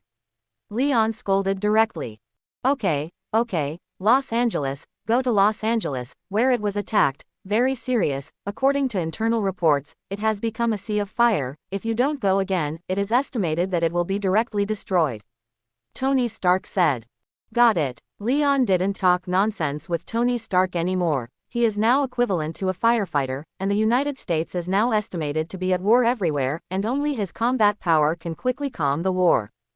Go quickly, don't worry about me, I will protect myself, and you must protect yourself too. Spider-Woman Gwen pressed her forehead against Leon's. Leon nodded, although his appearance in the Blade state was a little scary, but Spider-Woman Gwen did not feel the slightest discomfort, and Leon hugged her, and then held her with one hand and threw him towards the tall building on the side. The Spider-Woman twisted her body lightly in the air, shot out a spider silk stuck to the tall building, and then quickly swung towards the distance. Neither of them talked nonsense, but they both knew each other's intentions. Leon stretched out his hand, and the huge metal ball composed of more than a dozen warships above his head slowly floated. This metal ball is now more than 2,000 meters in diameter. If it is placed in space, it is enough to call it an asteroid. Boom! The air shook, and the asteroid began to fly quickly towards the sea off New York, and after flying out for tens of kilometers, it fell with a bang, directly smashed on the seabed, and suddenly splashed a huge wave tens of meters high, forming a tsunami and spreading around. Under Leon's intentional control, the height of the tsunami is more than 20 meters, although it will cause some damage to New York, but because of the existence of a breakwater, the damage will also be minimized. After doing this, Leon didn't pay attention to the battle here, directly soared into the sky, and then flew directly to the west. New York and Los Angeles are nearly 4,000 kilometers apart, one on the west coast and one in Dong'an. The two are extremely far apart. Leon is a little melancholy, such a long distance, how to waste some time. There is no way around this, but Leon is not worried. With his current flight speed, he can reach it in 10 minutes, and I am afraid that Los Angeles will be destroyed in 10 minutes. Leon didn't think much about it. Anyway, now all he could do was rush as much as possible. Boom! He broke through the speed of sound, and then in the next moment, his body rubbed flames, and the whole person was like a shooting star, galloping towards the west. At such a speed, it is estimated that satellites in space cannot capture his figure. Time passed quickly, and 6 or 7 minutes passed in the blink of an eye, and at this time, after galloping all the way, Leon had seen the silhouette of the city of Los Angeles, as well as more than 20 warships raging high in the sky. Leon did not hesitate in the slightest, directly rushed up, and at the same time the magnetic control ability was activated, enveloping all the battleships over Los Angeles, and then quickly controlled the battleship body to begin to compress inward. Boom! The explosion of the hull was produced, and one by one was gradually twisted into twists, and then quickly collapsed, from which a lot of gas was ejected, and then ignited by the flames, becoming a flaming torch in midair. This is just the blink of an eye when Leon's ability is launched, and these warships have instantly lost their combat capability, even if the city of Los Angeles below has been reduced to battlefields and ruins, but at least without the battleships ridden here as a threat, the resistance below will be much easier. Leon also took the time to look at his system light curtain at this time, and the data changes on it made him crack his mouth and laugh. Host: Leon. Abilities: 113% Spiderman ability, 176% Sabertooth Tiger ability, Alien Symbiote Deadly Blade, growing 179% Magneto ability, 217% Scott Summers ability, Bloodline Transfiguration, Thanos Skin Resistance 1/10, 47% Iceman ability. Number of projections: 0. You can project twice a day. Closing parenthesis. Good value: 796239. Kill: 2,480,975. Whether it is good value or kill value, it has increased several times. It must be known that the last time Zatari attacked New York, he had already obtained more than 240,000 good value and more than 800,000 kill value, and now this disaster is facing the world. He stopped most of the warships in the universe and saved New York and Los Angeles. What a credit. Earn big. That's Leon's only thought right now. Then, when he looked at Los Angeles, which was full of war, he was undoubtedly looking at a treasure. Good value and kill value, I'm coming. Without any hesitation, Leon rushed directly towards the city of Los Angeles below, and soon began to work the same as in New York City, but all the aliens he saw were buried under his magnetic control ability. Now the whole of Los Angeles is reduced to a battlefield. There is a sea of fire everywhere. Not only how many of them are killed and injured, even if Leon's mentality is as strong as an iron stone, he will be moved in this situation, and there is no slightest spare hand for those aliens, and the blood of the direct killing flows into a river. The battleships in the sky are gone, and then those aliens are like rootless duckweed, without the backbone, and without the commander of the battlefield, and now they are all messy, only know how to destroy in the city, and there is just a gun with the army police. In short, they are quite miserable, especially when they encounter such a killing god as Leon. They kill people without mercy. The title of Bloody Hand Slaughter is not called in vain. He does not kill much, but kills aliens and kills more. First of all, the army of Chitauri was dumbfounded by his life, and then now this group of aliens is even more miserable. Most of the battleships that were destroyed in space, even if they reach the ground now, can cause great damage to human beings on Earth, but they are also absolute losses. As the saying goes, there is no winner, and even those who overcome must not pay a huge price to win in the end. You don't see World War I and World War II, and that fight was not a ruin in the end. But this is different for Leon. He is the only beneficiary of this war, although the process is a little hasty and worse, and he has to worry about the safety of his family, but in the end he has achieved great gains. So Leon now sees these aliens who are still raging, although his heart is still angry. But seeing these aliens is like seeing a baby, and the two emotions of joy and anger are intertwined in his heart, and it is strange for him. Give me death. Leon did not spare the slightest hand, bursting out again and again, quickly passing through the streets of Los Angeles, coming and going like the wind. All the aliens he saw, none of them survived. Time passed minute by minute, and more than 20 minutes later, Leon stood alone on the top of the tallest building in Los Angeles. His left hand was still clasped with an alien, 5 fingers pierced into the alien's head, blood gushed out along his nails, and soon stained the alien's whole body, and flowed to the ground, gathering into a large blood stain. At this time, in Los Angeles, the war is still continuing, but compared to before, it has weakened too much. After all, Leon alone, in these 20 minutes of non-stop killing, has slaughtered 90% of the aliens in the city. Such an effect is by no means comparable to the current army. Poof! With a muffled sound, the alien's head was crushed by Leon alive, and the minced meat splashed on the ground, and Leon's long tongue rolled in the state of the blade, licking the blood on his face, but he snorted again. Even the blood stinks. He threw away the alien corpse, let the corpse fall from the tall building, and at the same time turned on the communication of the headset, and said, "The crisis in Los Angeles has been resolved, how are you doing?" Quote. Beep. After a murmur, the voice of American Captain Steve Rogers came over. "It's good here, there are already 7 legions stationed in the city. Without those flying battlefield control centers, these aliens cannot organize an effective attack, and are being annihilated one by one." Quote. Good. Tell me where else I need to put out the fire. Leon again.